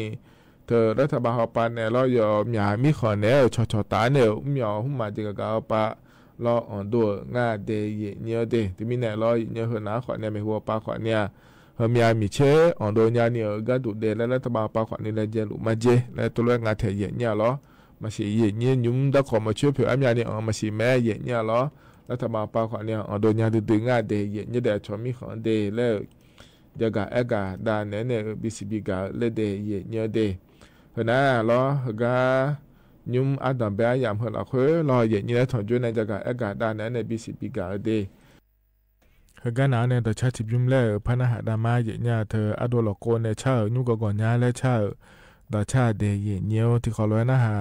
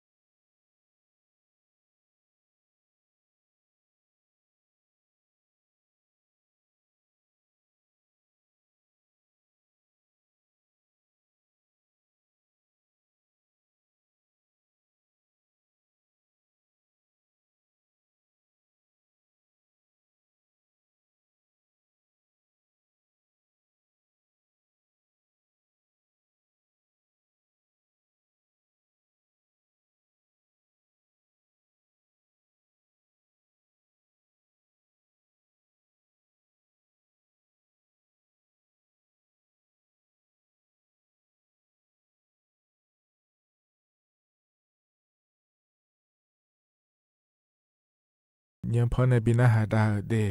อโดอโกในชาง่าเยเนี่ยล้อฮูบานเนี่ยต่อชาแม่ล้อยานาหาเบียวดูเดเยเนี่ยเดี๋ยวนะปลาเนี่ยนะหาล่าอยู่นะรู้ดูธรรมะเดมาข้อปนเนี่ยนะหาแอเฟบัวปนเนี่ยนะหามาแอล้อที่ขอเราจะดามาเยเนี่ยล้อ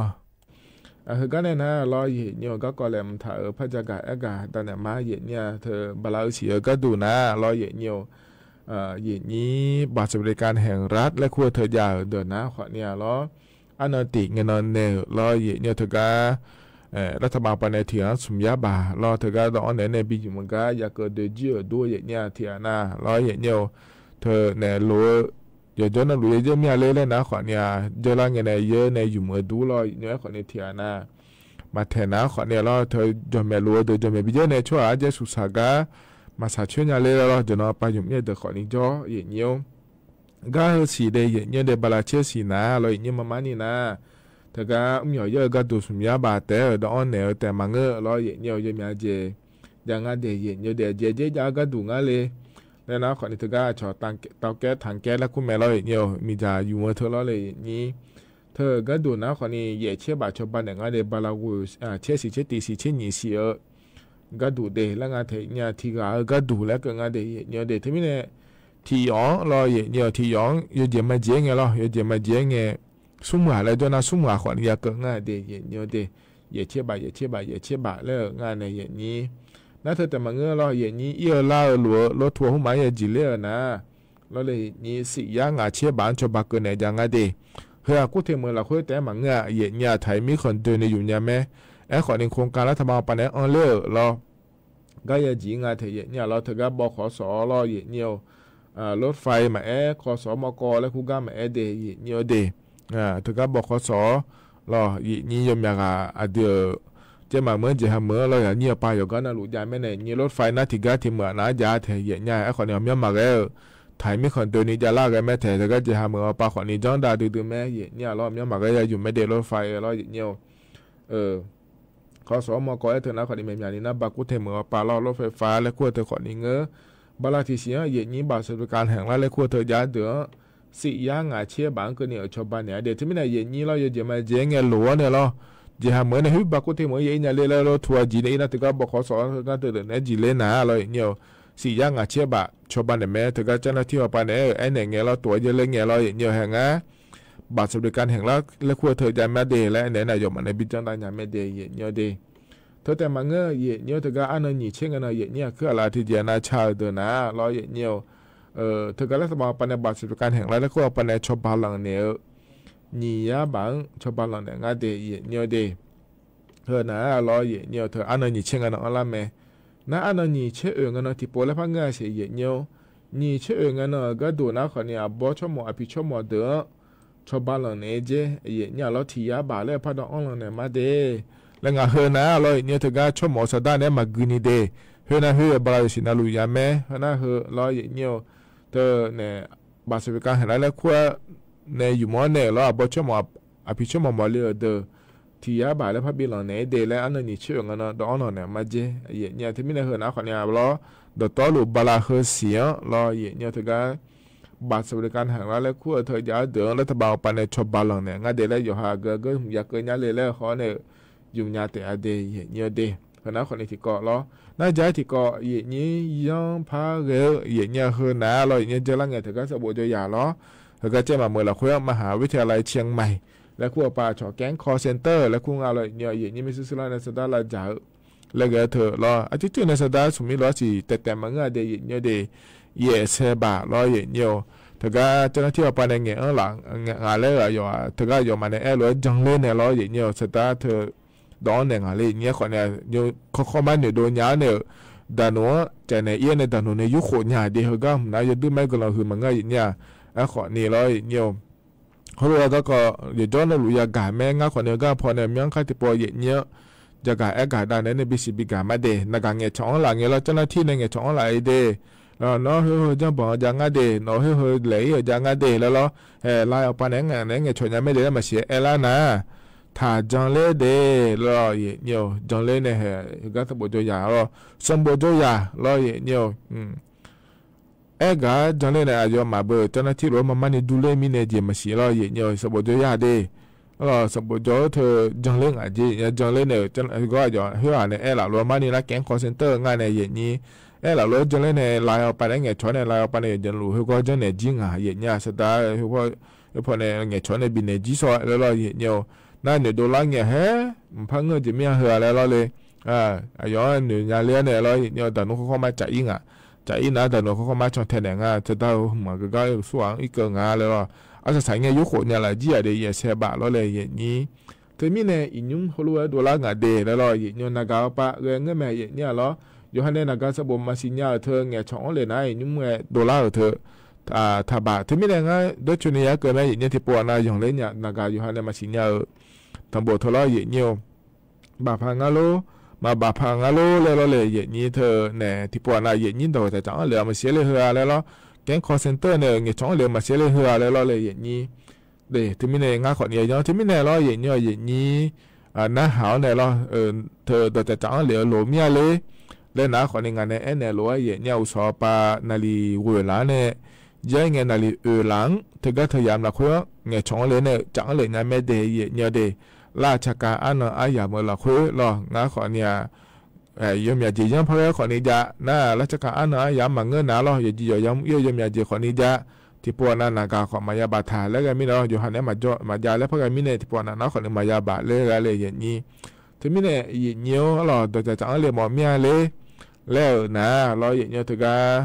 ส่วนกันเนี่ยก็เราราชการอันนั้นยามเราคุยนาลีอุตสาหเวลาเนี่ยเราเห็นก็เยอะแล้วเนี่ยเวลาก็เนี่ยอย่างนี้เนี่ยจะถึงจุดมีเนี่ยมาบาดยังไงเนี่ยเวลาเนี่ยยังไงนาลีหลังก็เนี่ยถึงก็ราชการยามเนี่ยก็เนี่ยเงี้ยช่องเลยเนี่ยโดยจะจังเลยเนี่ยไม่ดีมันเงินนะเราเนี่ยเฟซบุ๊กไปเนี่ยคนนี้จังเลยเนี่ยไหมเฟซบุ๊กไปเราหน้านัวเราก็ย้ำคนนี้ดองเลยเนี่ยแม่เนี่ยเราถึงก็ชดท้าเนี่ยย้อนเนี่ยโดยจะจังหลัวเธอเรานักการดองท้าเนี่ยนักการไปในยาเนี่ยไปมาไปเนี่ยเราเฟซบุ๊กไปในดองกันเลยเนี่ยไม่ดีเนี่ยดีเฟซบุ๊กชมย้อนนะเราเนี่ยเธอฉันคนธรรมดาแล้วยังยุ่งเล่าเกิดทำมาเนี่ยเราฉันคนธรรมดาและเด็กบ้ามาของอเมริกาเฟซบุ๊กเราคุยหนาเราอย่างเธอก็จะปนในขวดเนี่ยจังเลยเนี่ยไม่เดย์เนี่ยเดย์คือหนาขวดเนี่ยเราเนี่ยต่อหลูกก็อย่างนี้เนี่ยยุ่งสอดทางช่วยยามเราคุยจะกับเอกาดาเนี่ยในบีซีบีก็เดย์เนี่ยคือการเนี่ยนะเราเนี่ยอายามไม่เจล่าคืออายชาการเลยเป็นอาหารดากันมาเนี่ยเชฟเพื่อที่จะเป็นเจล่าคือเราคุยเราอันยุคกับพ่อในปีหน้าหาได้เหรอขอนี่เธออาโดสังเกตเยี่ยมกูเนี่ยชางาเดยเนี่ยเดอายามให้เจล่าหรือว่าเพราะปีหน้าหาได้เนี่ยอายามเจียนะก็อีมาเราอุจิยุงเมเดยกันนะหรือว่าเราขั้นหนึ่งสอนราคาแช่ตอนนี้ทุลาเนี่ยเรา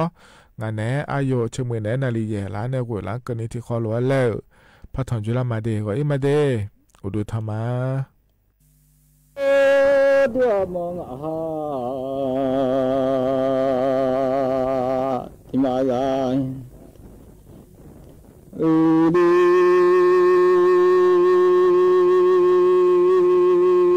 กูมาดูมีกูจะ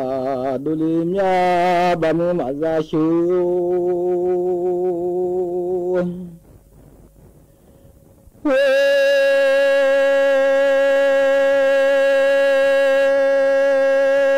มาที่ทำมาดูมีอะไรดูลีมีกูดูลีลาดูมาสิลีลามีงาบังมาชูซามุมีข้ามาดู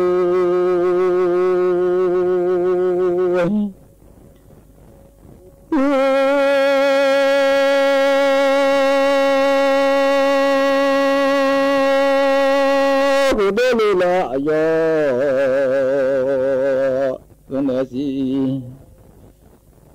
ว่าเมียดูแลดูมาสิเอาเมียก็เช่นนี้เราจะส่งแต่บ้านงัดส่งที่ออซมาดาวลามือ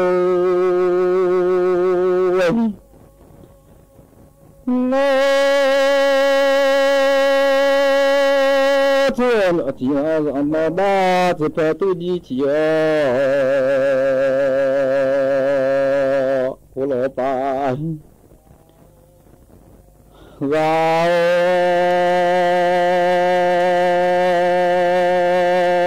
khudulila adu basi lia khudulila ayozana siga o ni ti khumadu nya majami anu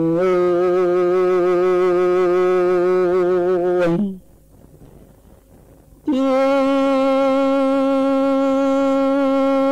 la ba ji nya ma che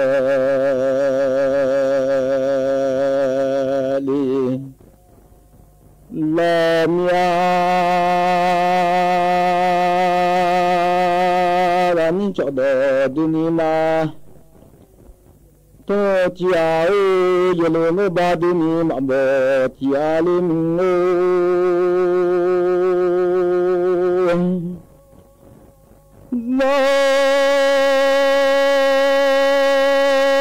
ni do to ti ga ti do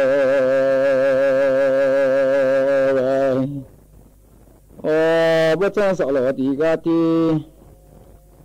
giờ gà chúng ta chỉ lo bất cho thì cho gà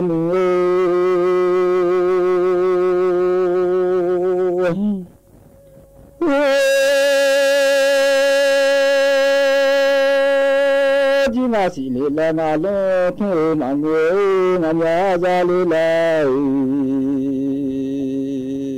ngã đổ hồi hồi mà mi mà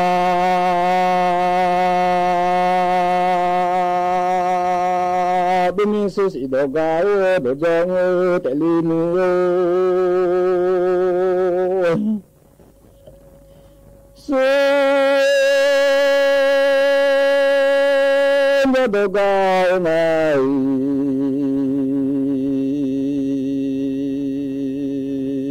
đồ gà trái hư tế lý chi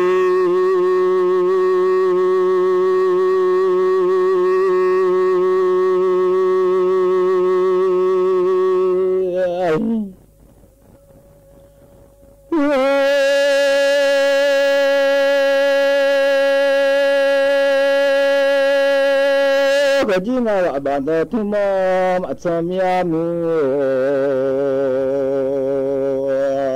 cái gì mà bạn mà lên mom ở trong nhà là đứa mong à thì mà đại đi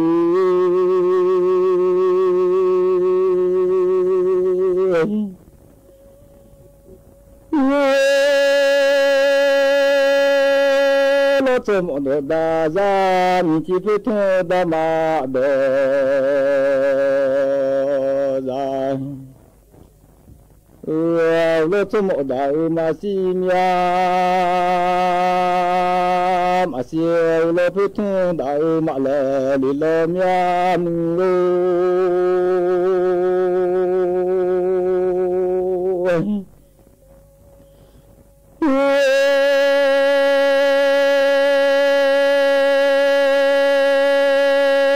cho mọi đại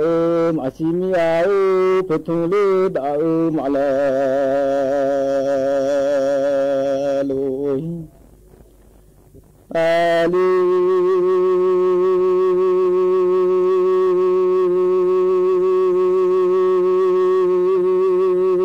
adalaji ni cha wa ya lo nya shi sha nya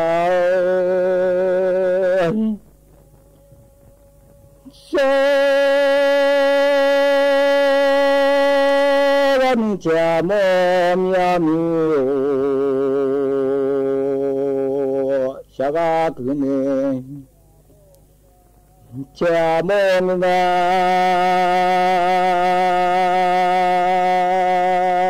sa ga cứ ma si che yu ma li ma la dunya mu lo ji ma si ne cha ma du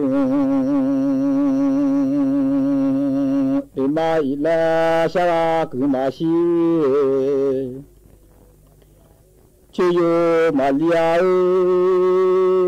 hono cứ ma si sa kho te lo nya akhami kha ma lo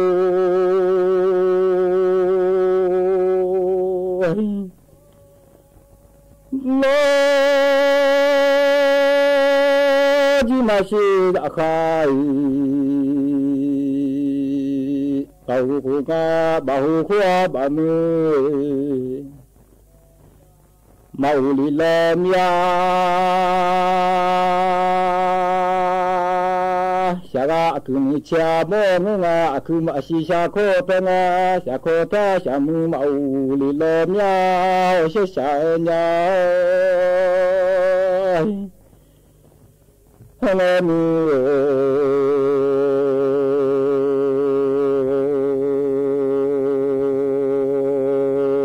คือมือเชลิชามือ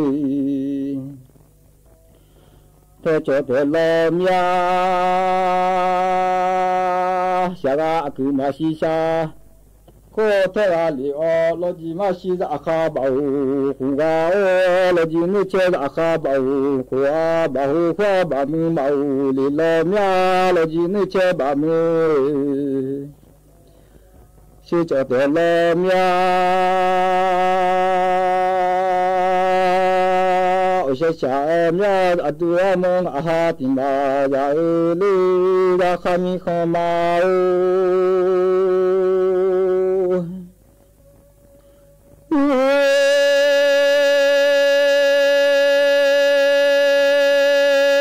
กูจุติบาลูคงามีกาโหโลลาบยาจังดีนาดูโลลาบยา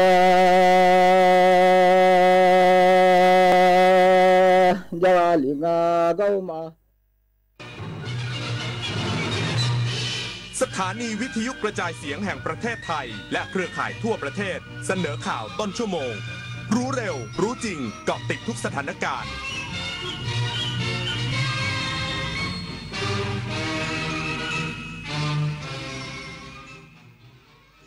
รับฟังข่าวต้นชั่วโมง 22 นาฬิกากับผมบุญมาศรีหมาดครับนายกรัฐมนตรีลงพื้นที่นครพนมพบประชาชนและผู้นำท้องถิ่นแจ้งข่าวดีโครงการคนละครึ่ง plus อีกสักครู่กลับมาติดตามรายละเอียดครับตอนนี้ปัญหาบุหรี่ไฟฟ้าเข้าถึงง่ายมากและมีรูปแบบที่ดึงดูดใจเด็กๆโดยเฉพาะสารเสพติดเป็นภัยต่อชีวิตบุหรี่ไฟฟ้ามีสารพิษอันตรายต่อสมองที่กำลังพัฒนาของเด็กและเยาวชน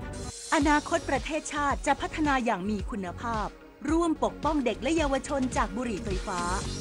คนไทยไม่เอาบุหรี่ไฟฟ้าคนไทยไม่เอาบุหรี่ไฟฟ้าคนไทยไม่เอาบุหรี่ไฟฟ้าคุณได้สิทธิ์กู้เงิน 300,000 บาทหากสนใจคลิกลิงก์นี้ได้เลยอย่าคลิกเด็ดขาดงานพาร์ทไทม์ออนไลน์งานสบายรายได้สูงอย่าเชื่อครับชีวิตจริงไม่มีใครคอยเตือนแบบนี้กลโกงอันแยบยลอีกมากมายของมิจฉาชีพโดยการส่งข้อความโทรศัพท์สายโทรเข้าหลอกส่งพัสดุรวมถึงแอบอ้างเป็นเจ้าหน้าที่รัฐป้องกันอาชญากรรมทางเทคโนโลยีด้วยการไม่โลภไม่ตื่นตระหนกกับข้อความชวนให้หวาดกลัวไม่หลงเชื่อใครง่ายๆรู้เท่าทันสื่อไม่ตกเป็นเหยื่อของมิจฉาชีพการกลับมาของการแสดงโขนมูลนิธิส่งเสริมศิลปาชีพจากวรรณกรรมเรื่องรามเกียรติ์ตอนสัตยาภาลีวานอนผู้กล้าหาญจะเกิดอะไรขึ้นกับพวกเขาสู่การแสดงโขนสุดยิ่งใหญ่โดยมูลนิธิส่งเสริมศิลปาชีพวันที่ 6 พฤศจิกายนถึง 8 ธันวาคม 2568 ณ ศูนย์วัฒนธรรมแห่งประเทศไทยเปิดให้จองบัตรได้แล้ววันนี้ที่ไทยทิกเก็ตเมเจอร์คุณเคยเป็นแบบนี้ไหมใช้เวลาอาบน้ำเป็นชั่วโมงเคยซื้ออาหารอย่างบ้าคลั่งแต่ก็กินไม่หมดจนเหลือทิ้งเคยซื้อเสื้อผ้าราคาไม่แพงแต่ซื้อบ่อยก็เคยหลงลืมที่จะปิดน้ำปิดไฟเมื่อไม่อยู่บ้านเคยเราอยากให้คุณหยุดกิจวัตรประจำวันที่เป็นการทำร้ายโลกช่วยกันรักษาและฟื้นฟูตั้งแต่เรื่องเล็กๆที่เริ่มได้ด้วยตัวเราอาจเป็นเรื่องใกล้ตัวที่สามารถทำได้ไม่ยากนายกรัฐมนตรีลงพื้นที่นครพนมพบปะประชาชนและผู้นำท้องถิ่นแจ้งข่าวดีโครงการคนละครึ่ง plus ฝากกำนันและผู้ใหญ่บ้านแจ้งลูกบ้านรีบลงทะเบียนพร้อมเดินหน้ามาตรการช่วยลูกหนี้รายย่อย เมื่อช่วงเย็นวันนี้นายอนุทินชาญวิรกูลรองนายกรัฐมนตรีและรัฐมนตรีว่าการกระทรวงมหาดไทยลงพื้นที่จังหวัดนครพนมพบปะส่วนราชการและประชาชนพร้อมมอบนโยบายสำคัญของรัฐบาลโดยนายกรัฐมนตรีกล่าวว่าเดินทางมาจังหวัดนครพนมในครั้งนี้เพื่อร่วมพิธีเปิดมหกรรมไหลเรือไฟโลกซึ่งเป็นงานสำคัญของจังหวัดช่วยส่งเสริมการท่องเที่ยวและเศรษฐกิจท้องถิ่นขอให้ชาวนครพนมเป็นเจ้าบ้านที่ดีเชิญชวนนักท่องเที่ยวมาเยือนจังหวัดซึ่งมีทั้งพระยาศรีสัตนคราชและพระธาตุพนมเป็นสิ่งศักดิ์สิทธิ์คู่เมืองพร้อมกันนี้นายกรัฐมนตรียังฝากกำนันและผู้ใหญ่บ้านแจ้งให้ประชาชนรีบลงทะเบียนโครงการคนละครึ่ง plus ที่คณะรัฐมนตรีอนุมัติแล้วสามารถใช้สิทธิ์วันละ200 บาทซื้อสินค้าได้400 บาทเป็นเวลา2 เดือนเพื่อเพิ่มกำลังซื้อและกระตุ้นเศรษฐกิจฐานรากนอกจากนี้รัฐบาลยังเตรียมมาตรการช่วยเหลือลูกหนี้รายย่อยที่มียอดหนี้ไม่เกิน 100,000 บาทให้พักชำระหนี้และปรับโครงสร้างใหม่รวมถึงเพิ่มสภาพคล่องให้กับผู้ประกอบการ SME โดยจัดสินเชื่อดอกเบี้ยต่ำรายละไม่เกิน1 ล้านบาทผ่านธนาคารของรัฐนิตยาคุณสิมรายงานกองอำนวยการรักษาความมั่นคงภายในภาค 4 ส่วนหน้าเผยความคืบหน้าผลพิสูจน์ DNA เหตุคนร้ายปล้นทองในห้างสรรพสินค้าอำเภอสุไหงโกลกจังหวัดนราธิวาสผลพิสูจน์ DNA เป็นของกลุ่มผู้ก่อเหตุไม่ใช่การกระทำของเจ้าหน้าที่รัฐจากเหตุการณ์คนร้ายปล้นทองกลางห้างสรรพสินค้าในพื้นที่อำเภอสุไหงโกลกจังหวัดนราธิวาสเมื่อวันที่ 5 ตุลาคมที่ผ่านมานั้นทำให้ส่งผลกระทบต่อความเชื่อมั่นทางเศรษฐกิจและยังมีบางกลุ่มกล่าวอ้างและพยายามบิดเบือนข้อมูลสร้างความเข้าใจผิดว่าเป็นการกระทำของเจ้าหน้าที่รัฐล่าสุดผลการตรวจสอบหลักฐานซึ่งเป็นรถยนต์ที่พบจอดทิ้งไว้บริเวณบ้านตอ.หมู่ที่ 1 ตำบลกายุคละอำเภอแว้งจังหวัดนราธิวาสจำนวน2 คันตรงกับรถยนต์ที่ผู้เสียหายจำนวน2 รายเข้าแจ้งความว่าถูกปล้นรถยนต์ก่อนที่คนร้ายจะนำมาใช้เป็นพาหนะในการก่อเหตุนอกจากนี้ DNA ที่เก็บได้ระบุได้ชัดเจนว่าเป็นการกระทำของผู้ก่อเหตุรุนแรงเพราะผลพิสูจน์ DNA ในรถที่เกิดเหตุพบว่าตรงกับผู้ที่เกี่ยวข้องกับคดีความมั่นคงและจะได้ติดตามเพื่อนำเข้าสู่กระบวนการยุติธรรมต่อไปอัมรันแมหะสวท.ยะลารายงานประธานหอการค้านราธิวาสและคณะเข้าให้กำลังใจผู้ประกอบการหลังเกิดเหตุความไม่สงบในพื้นที่ นางสิริพร เลาหกุลประธานหอการค้าจังหวัดนราธิวาสพร้อมคณะกรรมการหอการค้าประจำจังหวัดนราธิวาสลงพื้นที่ให้กำลังใจผู้ประกอบการห้างสรรพสินค้าบิ๊กซีสาขาสุไหงโกลกและร้านทองเยาวราชกรุงเทพซึ่งได้รับผลกระทบจากเหตุคนร้ายปล้นร้านทองเมื่อวันที่ 5 ตุลาคม 2568 ที่ผ่านมาประธานหอการค้าจังหวัดนราธิวาสกล่าวว่าเหตุการณ์ปล้นร้านทองภายในห้างสรรพสินค้าบิ๊กซีสาขาสุไหงโกลกได้ส่งผลกระทบต่อภาคเศรษฐกิจและการค้าของจังหวัดนราธิวาสอีกทั้งยังส่งผลต่อความเชื่อมั่นของประชาชนและผู้ประกอบการทั้งนี้มองว่าหน่วยงานภาครัฐควรเร่งเพิ่มมาตรการด้านการรักษาความปลอดภัยสร้างความสงบสุขให้กับพื้นที่เพราะเศรษฐกิจที่ดีย่อมเกิดจากรากฐานของความสงบสุขและความมั่นคงปลอดภัยขณะนี้ห้างสรรพสินค้าบิ๊กซีได้กลับมาเปิดให้บริการตามเวลาปกติอีกครั้งหลังจากที่เกิดเหตุความไม่สงบขึ้นทั้งนี้พนักงานของห้างต่างมีตั้งแต่เวลา 8 นาฬิกาถึง 20 นาฬิกา 30 นาทีวิรพัฒน์เพชรสุดสวท.สุไหงโกลกจังหวัดนราธิวาสรายงานจบข่าวบุญมาศรีมาศอ่านรับฟังข่าวครั้งต่อไปเวลา 23 นาฬิกาติดตามข่าวที่นำเสนอไปแล้วได้ที่ www.thainews.prd.go.th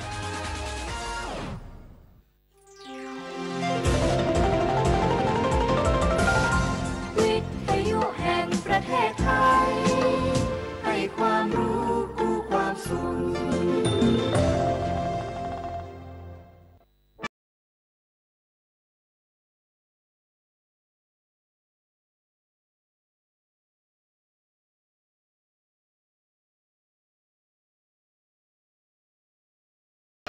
ด้วยความภาคภูมิใจในศาสตร์ของการดูแลสุขภาพของแพทย์แผนไทยสถานีวิทยุแห่งประเทศไทยร่วมกับโรงพยาบาลเจ้า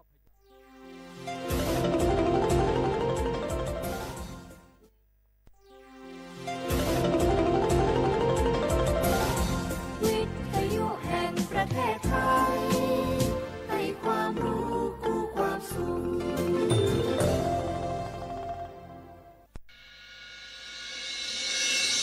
ส ถานีวิทยุกระจายเสียงแห่งประเทศไทยจังหวัดเชียงใหม่ AM 1476 กิโลเฮิรตซ์สถานีวิทยุภาคภาษาชาติพันธุ์แห่งเดียวในประเทศไทยที่มีความทันสมัยเชื่อถือได้สร้างอัตลักษณ์กลุ่มชาติพันธุ์สู่สากล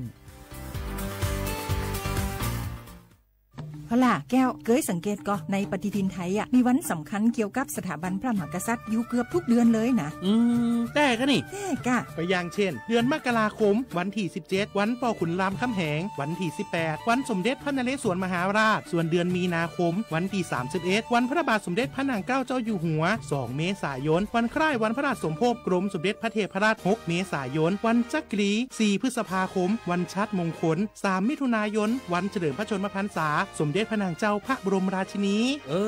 ใจวันที่28กรกฎาคมวันเฉลิมพระชนมพรรษาพระบาทสมเด็จพระเจ้าอยู่หัววันที่12สิงหาคมกับวันแม่แห่งชาติ24กันยายนวันมหิดลนี่เดือนตุลาคมก็มีวันสำคัญก็คือ13ตุลาวันคล้ายวันสวรรคตของในหลวงรัชกาลที่9วันที่21ตุลาวันคล้ายวันพระราชสมภพสมเด็จย่าและก็23ตุลาก็เป็นวันปิยมหาราชวันที่14พฤศจิกายนวันพระบิดาแห่งฝนหลวง25พฤศจิกายนวันวชิราวุธและก็วันสำคัญในเดือนธันวาคมคือวันที่5วันป่อแห่งชาติครับสังคมไทยเฮาให้ความสำคัญกับวันเหล่านี้คนไทยฮักและก็เทิดทูนสถาบันพระมหากษัตริย์เพราะสถาบันพระมหากษัตริย์อยู่คู่กับคนไทยมาอย่างยาวนานปรารถนาดีจากสำนักงานประชาสัมพันธ์ที่3กรมประชาสัมพันธ์ค่ะ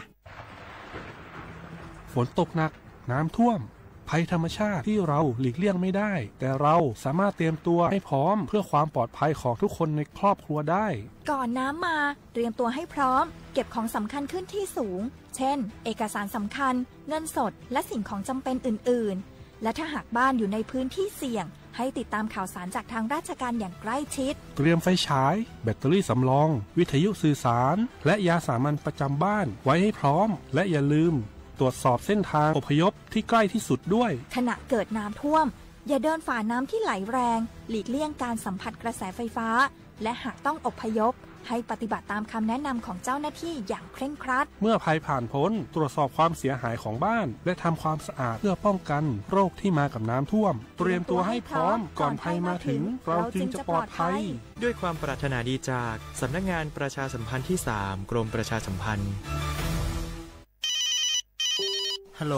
สวัสดีครับสวัสดีค่ะจากไหนครับคุณคือผู้โชคดีที่ได้รับเงินสด1ล้านบาทแต่ต้องโอนค่าธรรมเนียมมาก่อน 5,000 บาทนะคะหลังจากนั้นทางเราจะทำการโอนเงินกลับไปให้ค่ะจริงเหรอครับงั้นเดี๋ยวผมโอนค่าธรรมเนียมไปให้นะครับขอเลขบัญชีด้วยครับได้ค่ะคุณโชคดีมากนะคะรีบโอนค่าธรรมเนียมมาก่อนได้เลยค่ะหยุดก่อนนายจะเชื่อจริงๆหรอนี่มันหลอกกันชัดๆเลยฮะจริงหรอหลอกยังไงอะนั่นสิเธอลองคิดดูสิว่าเราจะได้รับเงินล้านจากอะไรล่ะในเมื่อไม่ได้ไปเสี่ยงโชคหรือลุ้นรางวัลอะไรเลยจำไว้ไม่มีใครให้เงินเราฟรีๆโดยที่เราไม่รู้ตัวหรอกนะแถมยังให้โอนค่าธรรมเนียมไปให้ก่อนอีกคุณคะเราไม่ได้โกงนะคะโอนมาก่อนเดี๋ยวพิสูจน์ได้ค่ะไม่เอาละผมไม่เชื่อไม่โอนไม่คุยด้วยละกลโกงมีทุกที่จำให้ขึ้นใจอย่าเชื่ออย่าคุยอย่าโลภอย่าโอนด้วยความปรารถนาดีจากสำนักงานประชาสัมพันธ์ที่3กรมประชาสัมพันธ์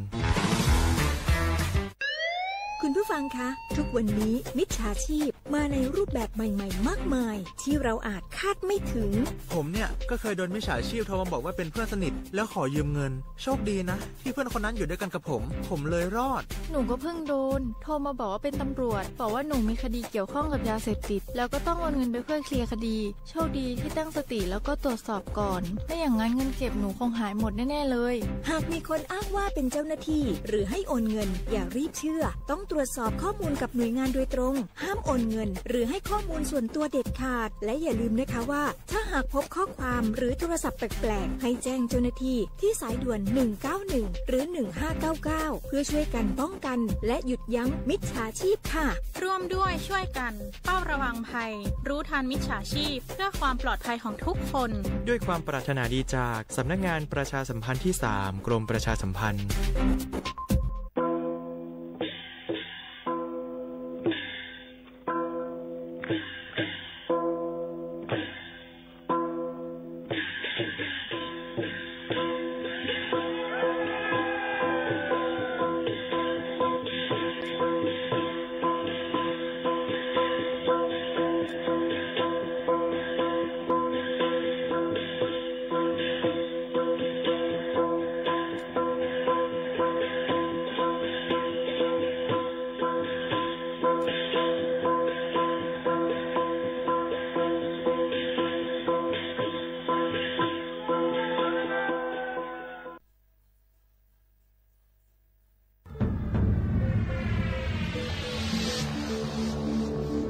ก้นกูก่อนให้จับลงมาแล้วก้นเคยมีตั้งพัดถึงเขาโอ้ยจังจานขึ้นบนโลกอย่าลืมค่ะนะอย่าลืมขึ้นลูกค่ะนะพี่นันได้ให้เขา 1 2 3 4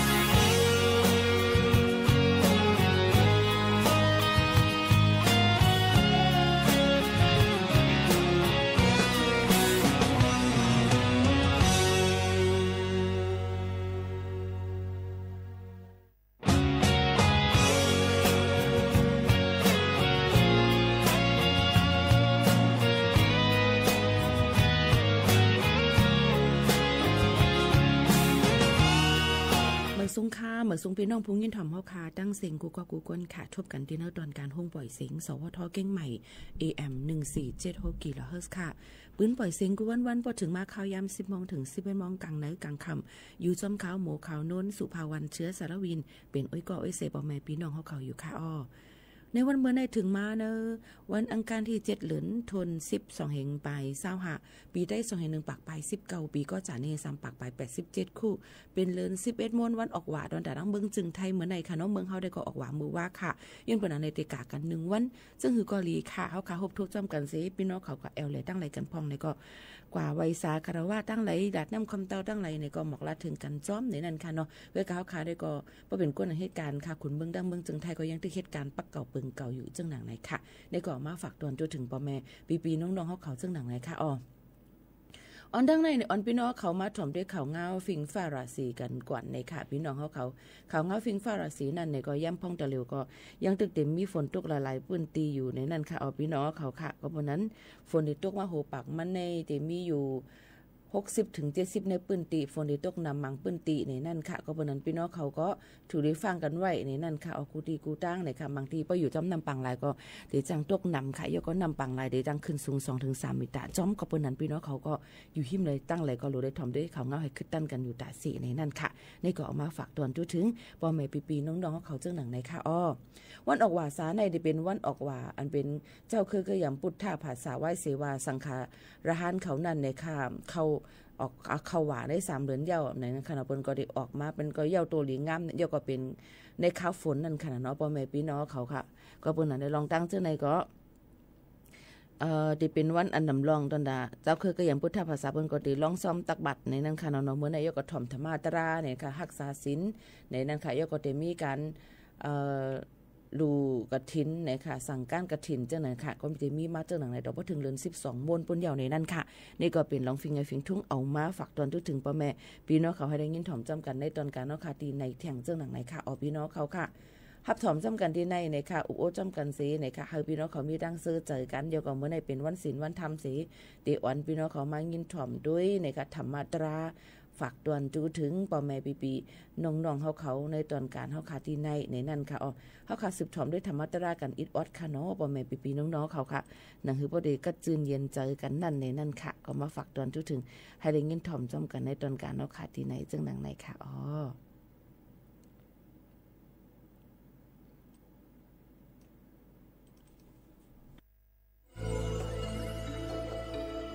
ใจมันวนคนเมืองของอยู่รวมใจอยู่ในความการใจผู้การใจหรือเข้ามาเปลี่ยนกวนให้หูจักกวนพอเปลี่ยนกวนเข้าหูจักกวนบอกว่าห้อมใจกวนพอเปลี่ยนกวนให้เป็นบุคคลภาษาเป็นบุคคลภาษาให้เป็นอริยะมีฐานนิ้วกวนในเป็นการของป่าดีมนุษย์ชาติใจเขาในกวนเมียถึงเปลี่ยนฉันให้เขาเมืองเขาคนนี่เจอเขาให้หายให้ดีรอเล่กันหนึ่งคนมือวาดาเนี่ยสุเรียมิริยะไม่จ่าปะตะเท้าหนาวไว้แล้วมันนี่ทานดีมือเฮิร์ตกับบ้านไม่ที่วันไม่กินเหล้าคนแม่นปานไทยนะเฮ็ดเดียวเฮ็ดใต้ปานาที่บาดเอาไว้แล้วมันนี่สิกาบาดานบาดิยานี่ทานดีเฮ็ดดีกับไม่วานกับเบ็ดป่าทานหลายคนกันเด้อปานไปกวนเนี่ยจังนั้นป่าดีว่ามนุษย์ชาติผู้ชลีธรรมีนะนมัตติที่มนุษย์ทอเนี่ยกันหนึ่งมโนวิญญาติที่จีนาที่มนุษย์ทอกันหนึ่งธรรมาทิฏฐิสมาแสงกัปปะนมัตติที่มนุษย์ทอคนอันวันนั้นมีญาณปัญญาสมาทิฏฐิหัดทุกข้าเสียจากมีญาณปัญญาผู้ว่าทุกข้าเสียจากขันใจรู้อันใจเก่าอันนี้ใจเฉียนจริงว่ามนุษย์ชาติแต่ว่าคนเพราะเขามีใจงานเป็นญาหัดทุกข้าเสียจากเมื่อทุกข้าเสียจากขันใจรู้ได้เป็นอนัตตาใจเก่าบอกว่าอันใจกวนเหมือนแมวก็เลยเป็นว่านั่งให้ร่วมเข้าออกเข้าบอกว่าเกิดออกบอกว่าตายเกิดจ่ายอัมบาไล่ให้ว่าเข้ามาไล่อัมบาไล่เป็นอนัตตาพอหูจังอันนี้มนุษย์ชาติเป็นกวนนะนอนนี่บ้องแบบบ้องบ่เกิดแบบมันบอกว่าตายเกิดจ่าย อามาไล่บ้าขับมาไล่เป็นอนัตตาป้าหูจักอันนี้เขาเป็นกวนเนอนะป้าเป็นกวนเนอปลุกชัดจีที่ปลุกโคใช่ว่าลู่ตื่นการแปลว่าหันหูตื่นแปลว่าหันเลยป้อมตื่นว่าตายหันฉังหันทุกข้าใช่ไหมจากที่ทุกข้าเกิดมาก็ทุกข้ามีอยู่ในตรงนั้นผมข้าวจ้าแต่เดินเกาเหลือทุกข้าที่ทุดขึ้นตัวก่อนไล่เหนือจอแมวนี่ใครเจอได้นี่ฉังอันตรายเผลอเคยใช้ก่อนไล่จากที่ทุกข้าตลาดทุกข้าเนี่ยตลาดมาเกิ้งเนี่ยเกิ้งกับชุดจ่ายก็เกิดบ้านหนึ่งว่าในตัวชุดจ่ายเข้ามาตลาดเกิ้งกับชุดจ่ายเข้ามาตลาดแล้วมันเป็นทุกข้าพอวันนี้ใครไปทานข้าวเนี่ยไม่อันทุกข้านางก็ขานเสือลูกก็ขานเสือกินก็ขานเสือเกิ้งกับชุดที่อันใจมาหน้าทุกข้าป่านี่ว่าหน้ารวมออกกาป่าร่ามาอำเภอเขาขึ้นก็ออกการเขาขึ้นเอาการใจว่าตายขายใจก็มันก็ขี้บ่แหละเดียวบ่น้ำตาบ่ออกขี้มุกบ่ออกถ้าขายใจมันไอ้เขาว่ามาหน้าทุกข้าอันนี้เป็นบัญญัติก็หัวหน้าในทุกข้าขายใจเป็นกวนเอาเนี่ยนะก็เป็นกวนเอาท่านเป็นผู้ฆ่าป่าตายผู้ฆ่าเจ้าได้บอกว่าเจ้าตายไม่จะเป็นอนัตตามันตายอัตตาตายการใจว่าหันหูหันช้างเนี่ยหันประมาทเลยเมื่อไกลเป็นปัญญาดันก็หูปัญญาจะเป็นกวนก็หันประมาททำเป็นผู้ฆ่าป่าตายนั่งหึงให้เจ็บเกิดก็เจ็บเกิดมาเจ็บขนาดเป็นทุกข้าเจ็บเป็นหมายยอดธาตุไม่เป็นอีกยอดธาตุไม่ได้เจ็บสองอันในห้องอ้อระได้กล้าหยุดแต่ว่าข้าวแห้งแข็งขึ้นหน่อยเจ็บจะให้เจ็บเกิดจับดาบเพราะไหลหรือกูเจ็บเป็นอัตตาถ้าเหื่อมกูเจ็บมันใจเก่าบ้านกูอัตตามาเป็นเก่ากูเจ็บน่ะกูตายน่ะเพราะหันเจ็บไปเป็นผู้เรากินเป็นก็จะบ้านเราเจ็บไปทำหัวใจความเก่าว่าขับไล่มาไล่พอหันหัวเนี่ยถ้าเป็นกวนมันเจ้ากวนบุกท่าถ้าไม่หันหัวแล้วเนี่ยทำญาศาสนาเป็นช้างเนี่ยเป็นอาหารหุ่งเขาหันช้างหันเจ็บใจเก่าอนัตตาเจ็บจะก่อรัดดึกพวกไหนดึกให้เจ็บเกิดดำน้ำไม่เจ็บว่าอนัตตาใจเก่าอัมบาลัยเนาะ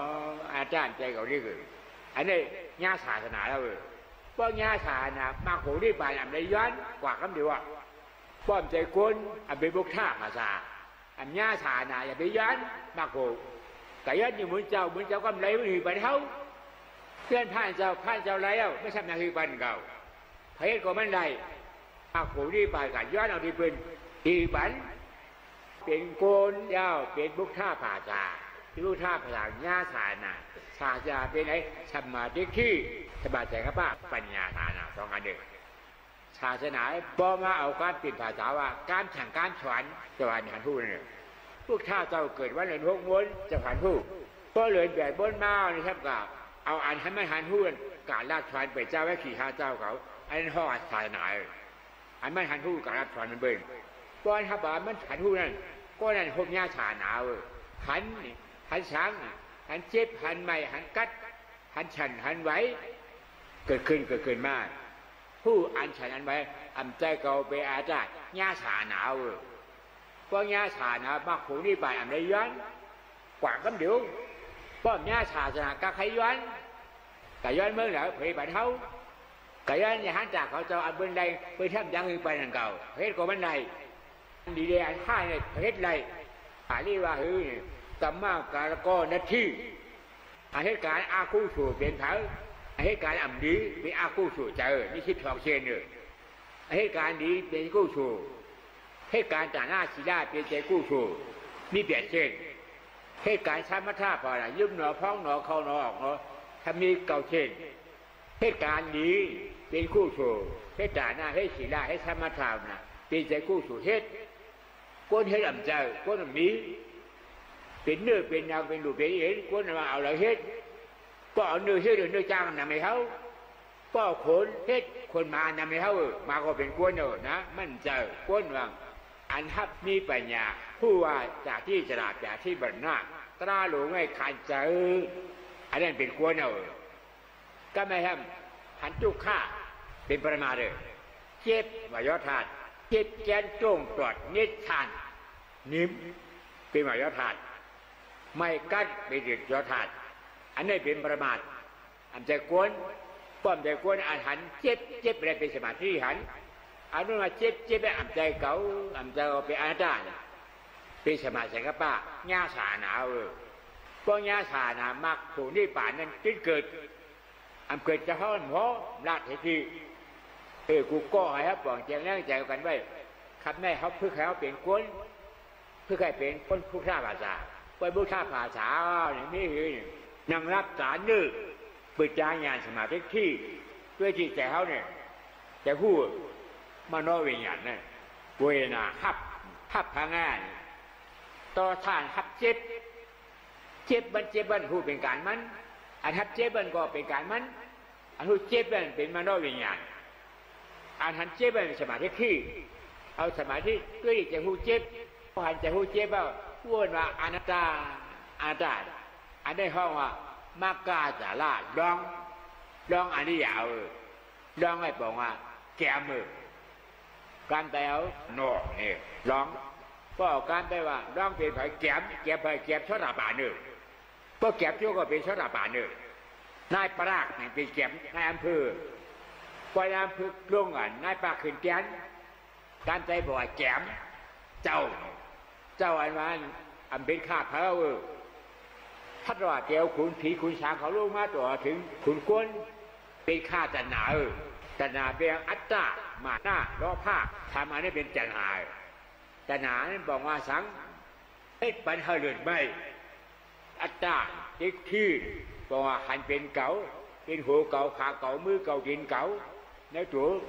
นอกตัววันลูกเก่าลูกยิงลูกใจเก่าผัวเก่าเมียเก่าลูกเก่าเมียเก่าต่อถึงมายมือจับแขนนี้บนหนึ่ง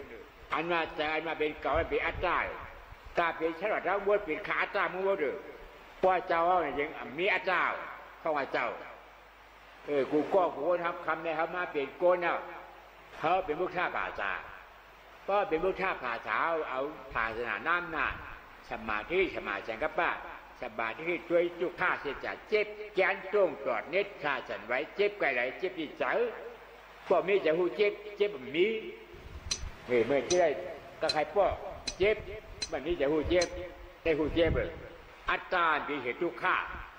เหตุอาจารย์ทุกข้าเหตุทุกข้านี่ทำเป็นผลพอเหตุอัตตาหายแล้วทุกข้าขันใจมาก็นี้มาโผล่นี่ป่าเนอเป็นอัตตาทุกข้าจะว่าเฮ้ยอัตตินาทุกทีอัตตาโนทุกข้ออัตตาใจมาเก่าๆนี่ให้ทางห่างบอกมันเขาเลยทุกข้าอนัตตามาอนัตตินาอนัตตาโนทุกข้อเหมือนอนัตตาอ่ำใจเก่านะให้ปัญหาทุกข้าเป็นไงวะก้นกวางมาหันเมเท่าหมาเมเท่าเนี่ยนะป้องพิจารณาเราเป็นหมาเมเท่าเมื่อเป็นหมาเมนุ่มหมาทองถูกคบกับเรากัดเย็นผู้จักอาจารย์หมาเมเท่าหมามีเป็นอาจารย์ครูเฮลเนี่ยกัดเย็นเราอีหมาไอหมาทองถูกคบกับเราอีหมามีอนัตตากัดเย็นเราเนี่ยเดี๋ยวกัดเย็นอาจารย์ให้ปัจจัยกัดเย็นในตัวเขาถึงได้ปั่นนะคำได้เป็นคำอาจารย์เองบอกมนก่อนนางเฮ้ยมาจีเจ้าก่อนเลยกัดเย็นเขามาชุกชักนะแต่มาขับตลาดได้มาผูกอย่างเขาแคบอันก้นใจเขาอยากทำน้ำยืนจีข้อเนี้ยที่เขียวมาเห็นเบื้อปืนเนี้ยกันทำไม่ได้บอกมนนั่นเนี่ยหนึ่งโกนเป็นผามีใจงานไปงานผู้ว่าจากที่ฉลาดจากที่ตราหลงฉีดไปเป็นทุกข้าเป็นโกนก็แม่ทุกข้าภาษาเป็นผานี่ใจงานเป็นงานหันทุกข้าเสียจากประมาทนี่ใจงานเป็นงานทุกข้าเสียจากขาดใจลงให้อ่านใจเก่าเป็นอาจารย์อันนี้เป็นคนมันเจ้าเพราะเป็นคนมันเจ้าเปล่าใช่ไหมเนาะคำได้เลยเขาอีหลานไหนก็นั่งไปกูก็ไอ้ว่าแต่พึกนั่งเพราะเอาแบบโบนที่ร้านนี่นั่งให้เลยคำได้ขึ้นจ่ายเก่าก้นจ่ายเป็นจีว่าจ่า อัตตาตายเป็นอริยะในตายคนนี้นะคนหลังตายอัตตาใจมาเก่าตายนะปันกันให้ไหนฮะดีพับกรรมฐานนี่อาจารย์นั่งหึงแต่ช่วงมีหนึ่งตักถึงอนัตตาพอช่วงพอหนึ่งถึงอนัตตาเจ็บก็เจ็บใจเก่าใจเก่าที่พวกเก่ามีเจ็บเป็นหายกันเดี๋ยวทานเนี่ยเกิดนี่ทานเฮ้ยทานใจเก่ามีเก่าที่พอใจมาเก่าออกป่ามันก็หายนะเข้าใจกันกูก่อนเนาะเข้าใจกับคนเมื่อเนาะเข้าใจเดียวนะเมื่อสวงขาแคปแผ่นค่ะปอแม่ปีๆน้องๆเขาค่ะเลยยินทอมกว่าธรรมตราเนี่ยนั่นค่ะให้เป็นก้นพุทธาเนี่ยนั่นค่ะเอามาฝากตวนจู้ถึงปอแม่ปีๆน้องๆเขาให้เลยยินทอมจอมกันในวันออกว่าสาจึงหนังไหนในนั่นค่ะปอแม่ปีๆน้องๆเขาค่ะข้าจะเอามาฝากตวนจู้ถึงกันกูก็กูก้นในค่ะพี่น้องเขาเย็นปนนั้นและในวันเมื่อในยิ่งหมู่เขานุ่นก็ได้ห่างเฮียนไว้เป็นธรรมตราเนี่ยค่ะเอามาฝากตวนยืนจู้ถึงปอแม่พี่น้องเขาตั้งนำตั้งหลายในค่ะตอนตาพี่น้องเขาเลยยินทอมเนี่ยก็ให้มีตั้งเสื้อเจอกันกูก็กูก้นตั้งมดตั้งเซ็งในนั่นค่ะพี่น้องเขาค่ะสืบเรื่องหรือจะถ่อมด้วยธรรมตราแทงก่อนนะคะอย่าไปลงลืมนะคะสืบถ่อมจ้ำกันค่ะ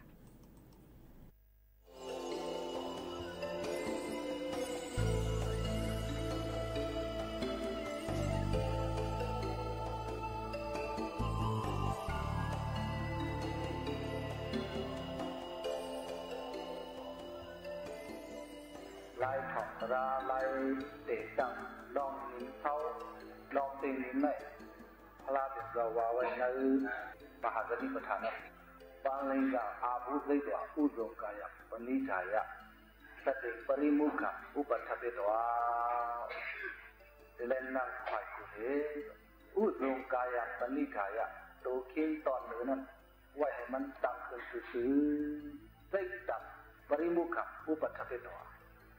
เราเก่านั้นทับเอาปั๊บซับใส่ดีอันดูเอาใจซับนั่นเมื่อหนังพ้องของร้านเนี่ยก็เอาใจซับใส่ดีเราเขาโหดร้านนั้นพ้องมือนางตราท่านเอาใจซับใส่ดีลงเขาล้มออกว่าส่งนิสัยเอาใจซับถึงพัตวะตั้งหลงตั้งไหลอันยามโหหันมายามโหหันมาจนตะมุตั้งเสียงเห็นไหมตื่นได้นั่นไล่กดท่าลอกโดนไปนี่มันนะก่อนนั้นแลไม่พ้องนางถอดร้านน่ะทั้งด้วยว่านางคุกเขาเลยพวกไหนวะนางควายผู้ที่ถอดก็เลยเมื่อนั้นรักมีผีใจสองเห็นเก้าทิศปลายแบบนี้เดินหกม้วนเมื่อนั้นแต่เขาถอดร้านว่าตกใจกว่าเขายิงเนื้อด้วยข้อผิดบอกเราหงานอผู้กวนยองที่ไหนแหละทำพอทุกย้อนเราสุขข้าวเราสองบ้านให้เรามาที่ขณะพ่อปันตราที่วันในแหละเมื่อไหร่สั่งไปมาที่ขณะฮอดราปันตะกาวเขาเป็นไงเมื่อไหร่ตราอันฮอดไหนซึ่งพระราชบิดาเขาสั่งไว้นั่นน่ะอัปมาทะอย่าไปลืมเอาวันเที่ยวกว่าที่หัวโคตรเรานะเลยแทงเมื่อไหร่ก็ทำงาแม่นเดือนหกม้วนไหนกับไก่เลยเดือนหกม้วนไหนสิใครเอาหลัดลงหน้าเห็นเต้านันตาหันกว้างเดือนหกม้วนไหนผมมาโดยคืน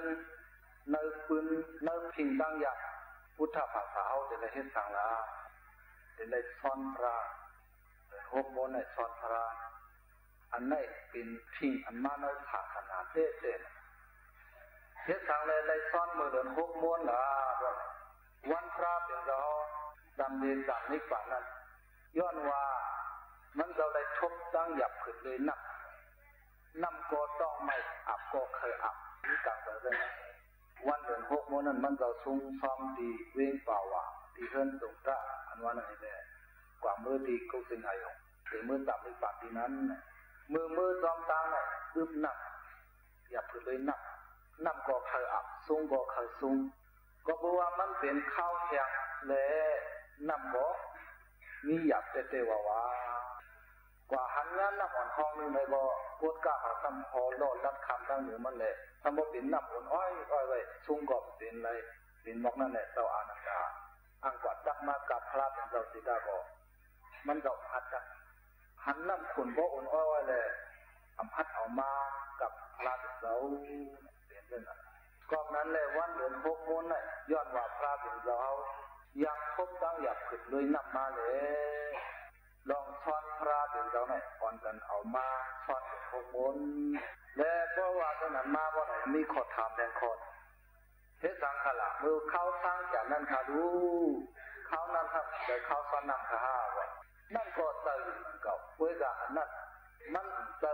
ล็อกไล่อันมากำพิงการศาสนามันเป็นล็อกไล่อันมากำไล่การปีต่างกาลาประมาณว่าวาดาออกมาดังเมืองอินเดียมันเป็นเรื่องนั้นศาสนาพุทธจะบอกออกมาดังอินเดียก็เวลามันพาโลกันมาวาดาสอนเลยไล่การศาสนาเมืองเฮา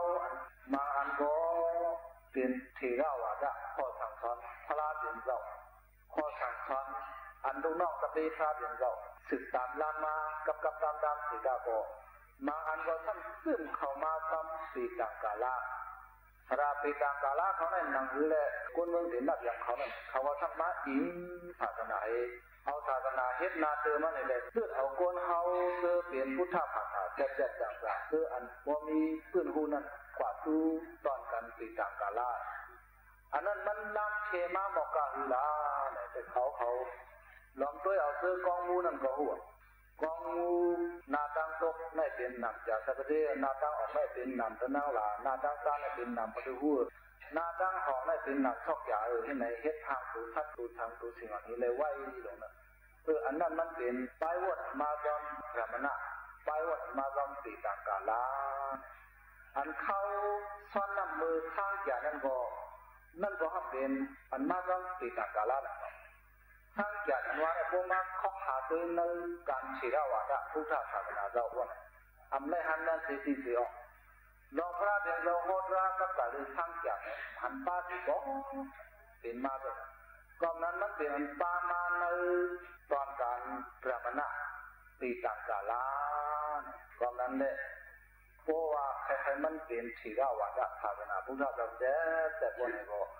ตอนนักพระเดินเราเดินหกโมงเนี่ยเป็นอันญาติตอนหรือมือเข้าทางยันเขาอ่อนกันปองกันเรื่องไหนฟังมันเนี้ยและคำนั้นอันเดฮอดราข้อหนึ่งเราเดี๋ยวเอากาถาหัวหนึ่งเฮ็ดเก่ามันเลยเพราะว่าอัปมาตระจาโหทาสาสิกามนุรกะชะทุกขาอัตระสดานัมเป็นจิตันโนวะกุมกโรกาถาหัวหนึ่งอัปมาตระจาโหทาเขาเป็นลองมนต์ซื้อลุยลองโลอันนึง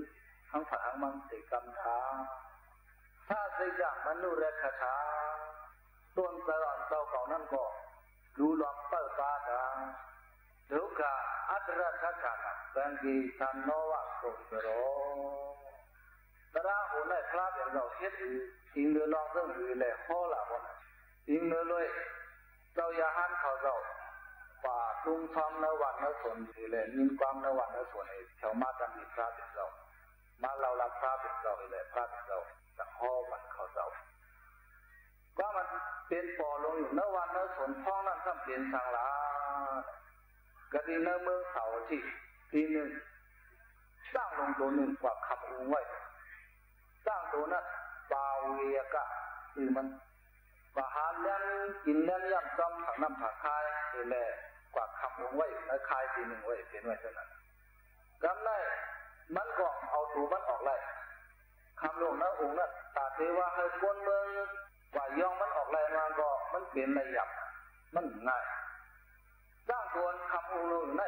เฮียงอะไรมันขับอุ้งอะไรมันเท่าไหร่มันมีเฮียงเอาตัวมันออกเลยในอุ้งมันย้อนว่าคำว่าอยู่ในอุ้งนั่นเสียแต่นั้นแต่มันเสียตอนไหนนั้นมันก็คัดเลยต้มขึ้นควันเวกะปนไหนลองอันไหนคนหวานคนเมืองเขาเมืองหลักคุณคำโกศลคุณคำโกศลจากที่สั่งให้ลูกน้องตะปีมันก่อนเป็นผู้ทิ้งตั้งว่าคัดไปเอาตั้งออกมาขึ้นเมื่อกล้ากว่าพ้นขึ้นพลังมาตั้งตัวไหนเขาบอกอะไรแต่เกิดมันมาเตะเมื่อมันตึกหนุ่มตึกกำอยู่นั้นไล่เอามันกว่าตึกปีหนึ่งเมืองหนึ่งก็ไล่ออกเตะมาหลายปีหลายวันขอบกันเลยมันมีเจดุนเขาหลวนกันลุ่มลาไปปามันคนเอาคำว่าตัวไหนกว่าเพราะนั้นก็สระอันทิ้งสร้างให้จัดขึ้นก่อนไล่ห่างทึกห่างซื้อลงห่างตั้งสร้างห่างมากห่างกองห่างต่างออกหลับ เงี้ยวเครื่องซึกเครื่องเสืองห่างเฮ็ดปุ่มห่างเขียนลงให้แหละอังเดมาตึกมันน่ะอังเดมาเอามันกายนั่นเพราะว่านั้นก็สระสร้างจังต่อยมองให้แหละอ่อนมันขึ้นลงมาดูมันเสื้อยิบฟองยิบผอกยิบหลับยิบเดาเสื้อนั้นก็อ่อนกันยันเข่าลงมาดูมันเพราะว่าสร้างตัวคำนั้นได้ขันเยอะเลยก็โอ้เป็นเดมาเอาเขาตายลงไหนมันก่อนจะคอนแห้งมันเนี่ยตกเตียนในยันมันก็นั่นก่อนมันแบบพ่นดอกออกก่อนไรเห็นเพื่อถึงดีว่ามันดอดพ่นไรก็เอาออกเนื้อหุ่นเนื้อคายมันก็เอาไงก็เป็นขึ้นในลุมลามันสุกๆปอดๆออกมาเนี่ยขึ้นในเล่นลุมลามันหวานเห็นว่าจะอีกนึงก็ได้เห็นเราอยากหันเขาทำเมื่อไรหันในยิ้มมาแล้วบอกเราถ่ายไม่ว่าเราส่วนถ้าประมาณเราหลับในครับเราลองถ่ายในเนื้อว่าเนื้อส่วนนี้เท่าไหร่ครับเพราะนั้นก็พระเนี่ยเราสั่งความเราอยากหันเขาเราดีมั้ยอัปมาตระดาหอชาพิกเวทุกนอกตะเบเราอยากหันเขาจังสิงวิอัปมาตระดาลองมนเตอร์เลยลองลงลืมนั่นแหละพอถักเขาเป็นคือเผยให้มันสักกรรมเลยจ้ารับสวัสดิ์เพราะว่าลงลืมยาวหมดที่ทางก็รู้เดียวหมดการงานเราก็อันเราก็เอาแต่ใส่ไปเฮ็ดทางนั้นพวกเราก็ลืมมันมาไหนก็ไว้จังจำได้ครับกายเลยลองลืมได้ทีหนึ่งชาติเราทำอะไรอัปมาโตอัมจัมปะจัมปมาโตมัจจุโนปะจัมอัปมาโตลองลืมไหนอามาจากกระจับมันเป็นลองตั้งตัดเลยไล่ลองกัดเย็นเสื้อขาประมาณโดมัจจุโนกระจับลองลืมไหนเป็นลองลู่หายไว้ว่าซึ่งเป็นการเป็นงานต่างที่มีว่าเพราะว่าถึงลืมก่อนแต่การได้บัดไทยหน้านั้นเพราะว่ามันได้ลืมไปมันไหนก็จังเป็นไทยแลนด์แต่การได้รัดความใจนั้นก็เพราะมันตึงลืมความใจมันอยู่ไหนเวลาไหนวะลาไหนตอนนั้นในพระเดียนเราได้ขังกับที่ยังมันมนเซอร์ซ้อมหลอกอำลงนิ้มสิกันดาเพราะนั้นก็จะกล่าวเขาซื้อขันถอกรางเหมือนในวันไหนเพราะใครเป็นก้นขึ้นใหญ่มาสูงในบ่หรือไหนให้ดีกันอย่าไปลงไปลืมนะอย่าไปลงไปลืมนะเต็มในเรื่องข้างล่างอย่าไปลืมพระอย่าไปลืมพระอย่าไปลืมสังขารอย่าไปลืมพระปอมเนี่ยเกิดจากสิ่งใดความหนานั่นแหละเป็นอันดีลืมแล้วล่ะ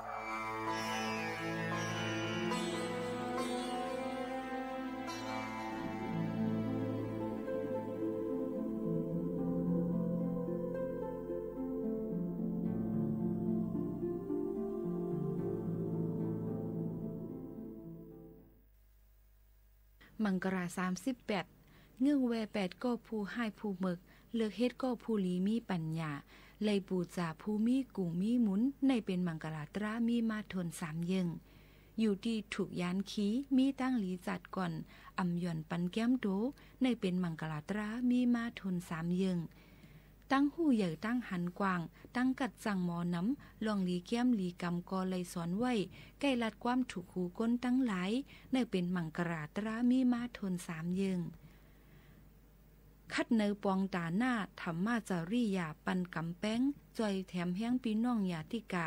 ลองเฮ็ดสร้างก่อยาให้เป็นหมับเป็นขินเนอเป็นมังกราตรามีมาทน4ยึงเสืออ่ำแก้มลองจ้าซบอ่ำว่าความให้ดูอ่ำใกล้ปองเข็นเปียดเหล่าเหม็นสุราอ่ำลืมกุงสราตั้งหลีเนอเป็นมังกราตรามีมาทน4ยึงผู้กึ่งนับก็เฮยยำโกซบเจอโตน้อมต่ำเจออ่ำจ้อมโลพากุ่งเปิ้นต่างเนื้อ5หู้แจ้งใกล้ๆเลยถ่อมเทียงความทำเนอเป็นมังกราตรามีมาทน5ยึงอ่ำพิษเจอเย็นไหลว่าง่ายถ่อมเอาความยามทบระหานก่อคุบไว้ใกล้คนไข่กลุ่มทำในเป็นมังกราตรามีมาทน4ยึง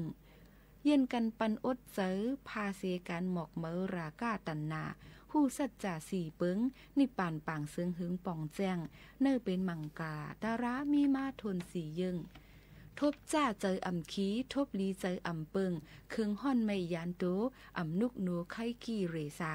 อ่ำมีลองผ้าอย่าถึงตีแก๊สเย็นตั้งลงเป็นมังกราตรา30ปลาย8เยื้องในอันนี้ก็เป็นมังกราเอามาฝากตอนสู้ถึงพี่น้องผู้ถ่อมเสียงใต้เขากูก็กูก้นเฮาบ่เลยมีลองตั้งกัดจึงเห็นเจอมีมังกราตอนตาเฮาฮักกูก็กูก้นเสกำค่ะอ๋อค่ะกำแนวค่ะมาถ่อมได้พื้นหูตั้งหันในค่ะอ๋อเกี่ยวกับเลยลองถูกหลีหู้ฟังไว้ตั้งเป็นมือข้าวฝนในเกาเตมีอยู่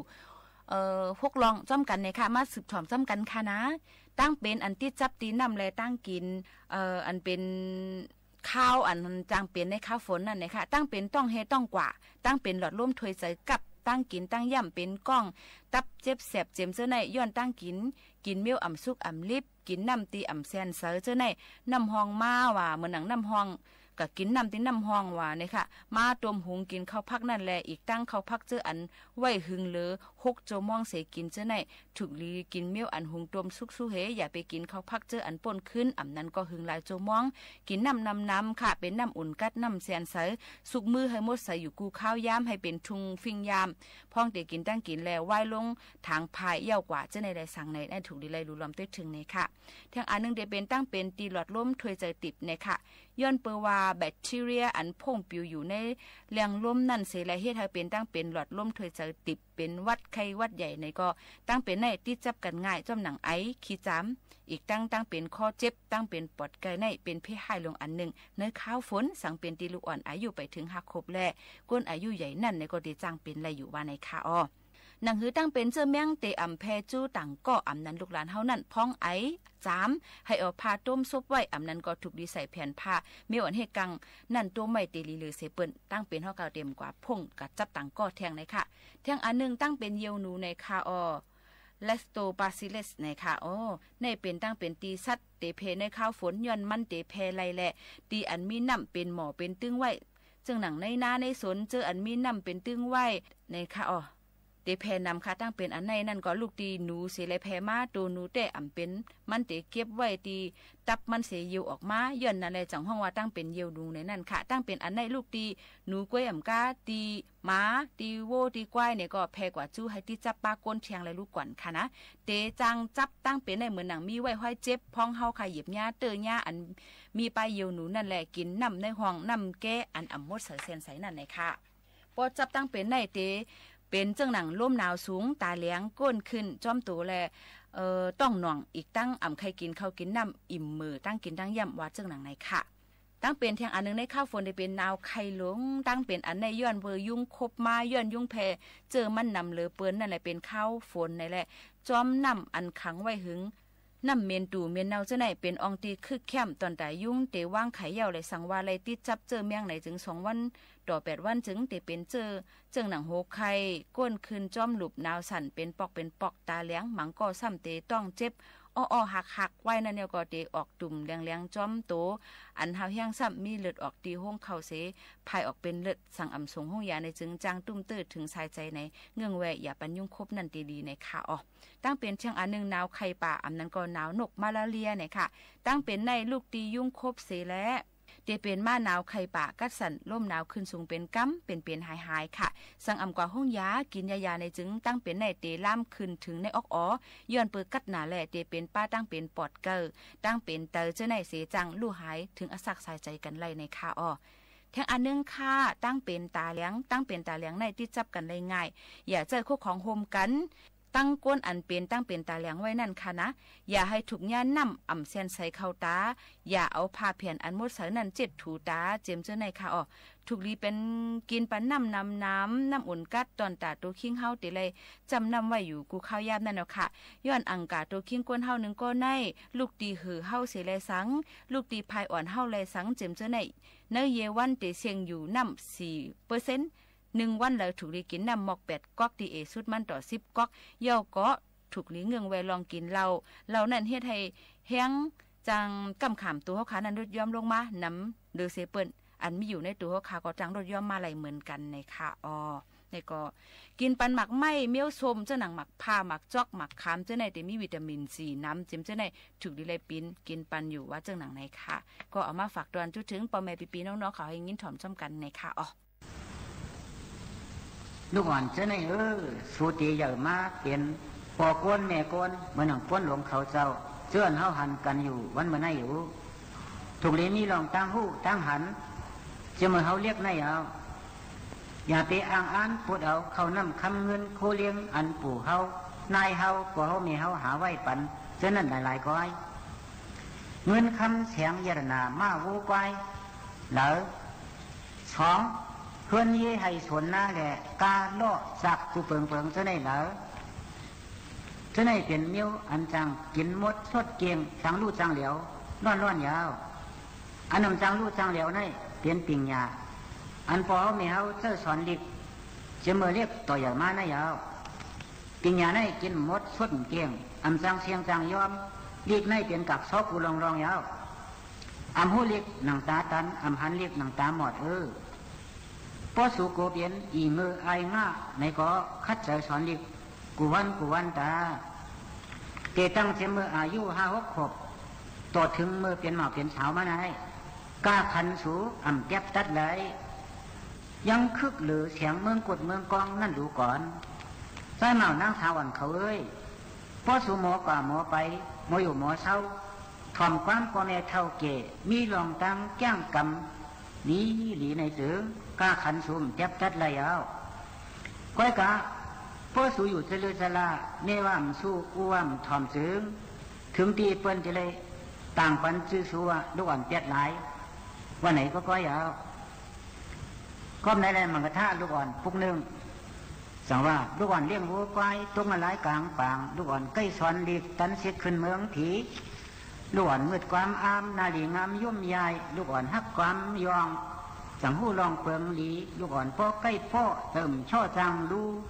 ลูกอ่อนพ่อใกล้แหมอ่ำนักแหลมจังมือลูกอ่อนพ่อใกล้หลาจังอากาศใจจามลูกอ่อนพ่อใกล้มังอ่ำหู้สังจังยองลูกอ่อนพ่อใกล้เจ้าอ่ำเปิ้ลเมียเหตุการณ์ลูกอ่อนพ่อใกล้สั่งจังมีปักเปิง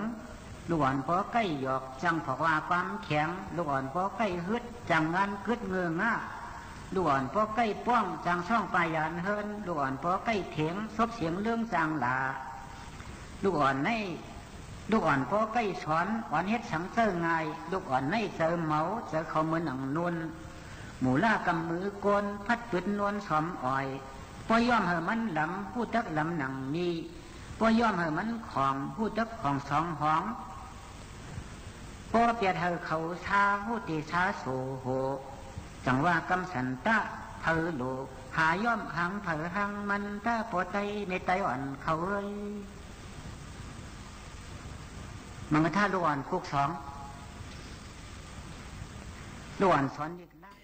อ๋อค่ะพ่อแม่พี่น้องๆเขาค่ะเลยยินถ่อมกว่าธรรมะตราเนี่ยค่ะในวันออกวาสาจังหนังไหนค่ะเนาะฝากตอนถึงพ่อแม่พี่น้องเขาเสตอนดาวในวันเมื่อในค่ะอีกหมู่ค่ะโน้นตีย้อนผัดยานพ่อแม่ปีน้องๆเขาเมื่อกว่าก่อนค่ะจงขึ้นมาพบมาทบจมกันเที่ยงค่ะอ๋อม่อนๆค่ะเมื่อสูงค่ะ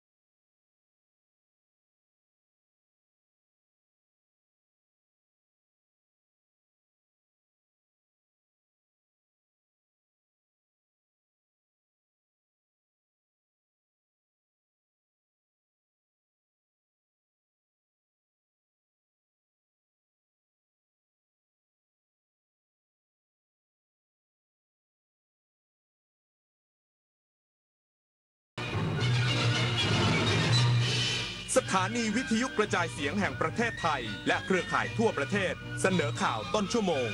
รู้เร็วรู้จริงเกาะติดทุกสถานการณ์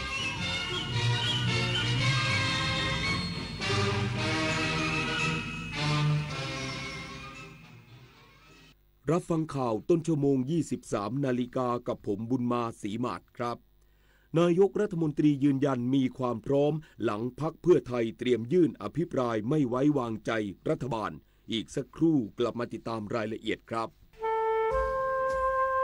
โครงการพัฒนาระบบกสิกรรมด้วยศาสตร์พระราชาช่วยส่งเสริมอาชีพให้เกษตรกรโดยรวมกลุ่มเพื่อช่วยเหลือตนเองและช่วยเหลือซึ่งกันและกันให้มีความเป็นอยู่ที่ดีสร้างความเข้มแข็งในระดับชุมชนแต่ละพื้นที่อย่างเหมาะสมต่อเนื่องสู่การพัฒนาที่ยั่งยืนเพื่อให้เกษตรกรสามารถดำเนินชีวิตได้อย่างมั่นคงด้วยหลักเศรษฐกิจพอเพียง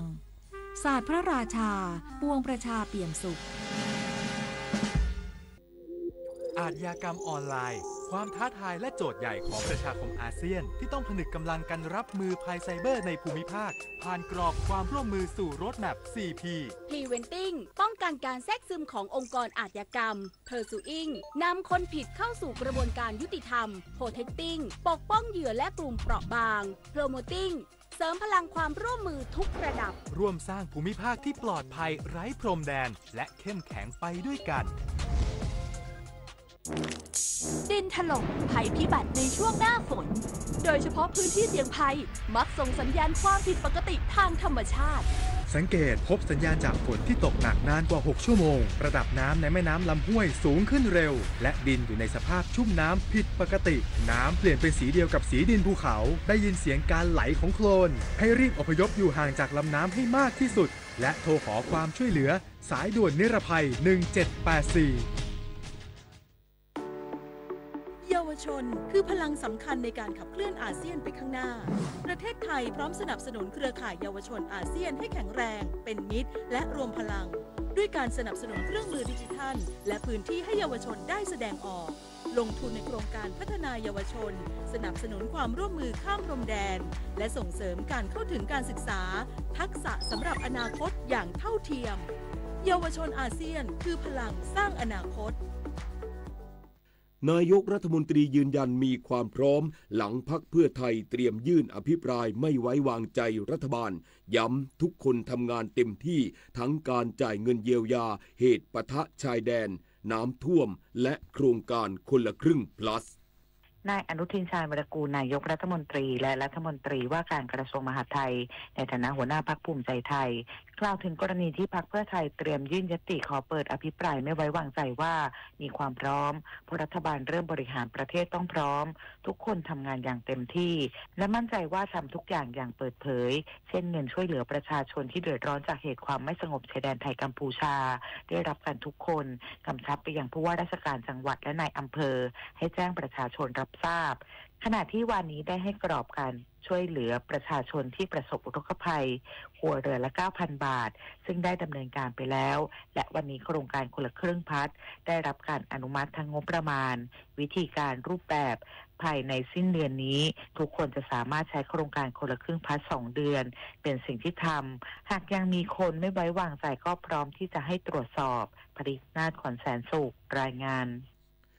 สหกิจคริสเตียนแห่งประเทศไทยสั่งพักการดำเนินงานคริสตจักรทำพิธีไล่ผีผิดหลักคำสอนเพื่อหาแนวทางแก้ไขพร้อมแจ้งองค์กรคริสเตียนทั่วประเทศตรวจสอบคริสตจักรในสังกัดเพื่อป้องกันเหตุซ้ำรอยนายชัยพลสุขเอี่ยมอธิบดีกรมการศาสนาเปิดเผยว่าจากการที่มีการนำเสนอข่าวคริสตจักรแห่งหนึ่งประกอบพิธีไล่ผีด้วยไฟอ้างว่าเป็นไฟจากพระวิญญาณบริสุทธิ์ขับไล่ผีหรือสิ่งชั่วร้ายที่สิงอยู่ในร่างกายของผู้เข้าร่วมพิธีพร้อมทั้งส่งเสริมให้บริจาคเงินอ้างว่าพระเจ้าจะประทานพรตามจำนวนเงินที่บริจาคไปสร้างศาสนสถานแห่งใหม่มีการเปิดการเรียนการสอนในลักษณะคล้ายสถานศึกษา3 ภาษาให้บุตรหลานในคริสตจักรเรียนฟรีแต่ไม่ได้รับ การรับรองจากกระทรวงศึกษาธิการและเรียกเก็บค่าใช้จ่ายจากผู้ปกครองจึงเชื่อว่าคริสตจักรแห่งนี้มีพฤติกรรมหลอกลวงโดยใช้ความเชื่อทางศาสนาเป็นเครื่องมือจึงแจ้งให้กรมการศาสนาดำเนินการตรวจสอบทางนี้จากการประสานงานไปยังองค์การทางศาสนาคริสต์นิกายโปรเตสแตนต์พบว่าคริสตจักรแห่งนี้อยู่ภายใต้สังกัดขององค์กรที่เป็นสมาชิกของสหกิจคริสเตียนแห่งประเทศไทยพร้อมระบุว่าแม้การขับไล่ผีจะปรากฏอยู่ในพระคริสตธรรมคัมภีร์แต่ต้องตีความอย่างรอบคอบเพื่อกำหนดแนวทางในการปฏิบัติเหมาะสมจึงสั่งพักการเป็นสมาชิกไว้ชั่วคราวจนกว่าจะมีการแก้ไขและให้องค์กรดูแลและตรวจสอบคริสตจักรในเครือข่ายเพื่อป้องกันไม่ให้เกิดกรณีในลักษณะเช่นนี้ซ้ำมาริชโยรายงานกองอำนวยการรักษาความมั่นคงภายในภาค 4 ส่วนหน้าเตือนประชาชนเหตุคนร้ายขโมยรถจักรยานยนต์ในพื้นที่อำเภอสุไหงปาดีจังหวัดนราธิวาสพบเห็นขอให้แจ้งสายด่วน1341และหน่วยเฉพาะกิจในพื้นที่ได้ตลอด24 ชั่วโมงผู้บังคับกองร้อยทหารพรานที่ 4801 ได้รับแจ้งจากผู้ใหญ่บ้านปอเนาะหมู่ที่ 7 ว่ารถจักรยานยนต์ Honda Wave 110 สีน้ำเงินขาวทะเบียนขอไข่ต่อเต่าวอแหวน 478 นราธิวาสถูกขโมยจากบ้านเลขที่ 371/3 บ้านปอเนาะหมู่ที่ 7 ตำบลปะลุรูอำเภอสุไหงปาดีจังหวัดนราธิวาสโดยเจ้าของรถคือนายมูฮัมหมัดซอบรีบูงอตันยงระบุว่าได้จอดรถไว้บริเวณบ้านในช่วงกลางคืนและพบว่าหายไปในช่วงเช้าวันถัดมาทางนี้เจ้าหน้าที่กำลังตรวจสอบกล้องวงจรปิดเพื่อทำการควบคุมพื้นที่และแจ้งจุดตรวจจุดสกัดเร่งดำเนินการหารถจักรยานยนต์คันดังกล่าวโดยเร็วเพื่อป้องกันคนร้ายนำไปใช้ก่อเหตุรุนแรงในพื้นที่ต่อไปทางนี้กองอำนวยการรักษาความมั่นคงภายในภาค 4 ส่วนหน้าขอความร่วมมือพี่น้องประชาชนในพื้นที่หากผู้ใดพบเบาะแสหรือพบรถจักรยานยนต์ลักษณะดังกล่าวขอให้หลีกเลี่ยงการเข้าใกล้พร้อมแจ้งข้อมูลได้ที่เบอร์สายด่วนกอรมนภาค 4 ส่วนหน้า1341และหน่วยเฉพาะกิจในพื้นที่ตลอด24 ชั่วโมงวิรพัฒน์เพชรสุดสวท.สุไหงโกลกจังหวัดนราธิวาสรายงานจบข่าวบุญมาศรีหมาดอ่านรับฟังข่าวครั้งต่อไปเวลา 6 นาฬิกาติดตามข่าวที่นำเสนอไปแล้วได้ที่ www.thainews.prd.go.th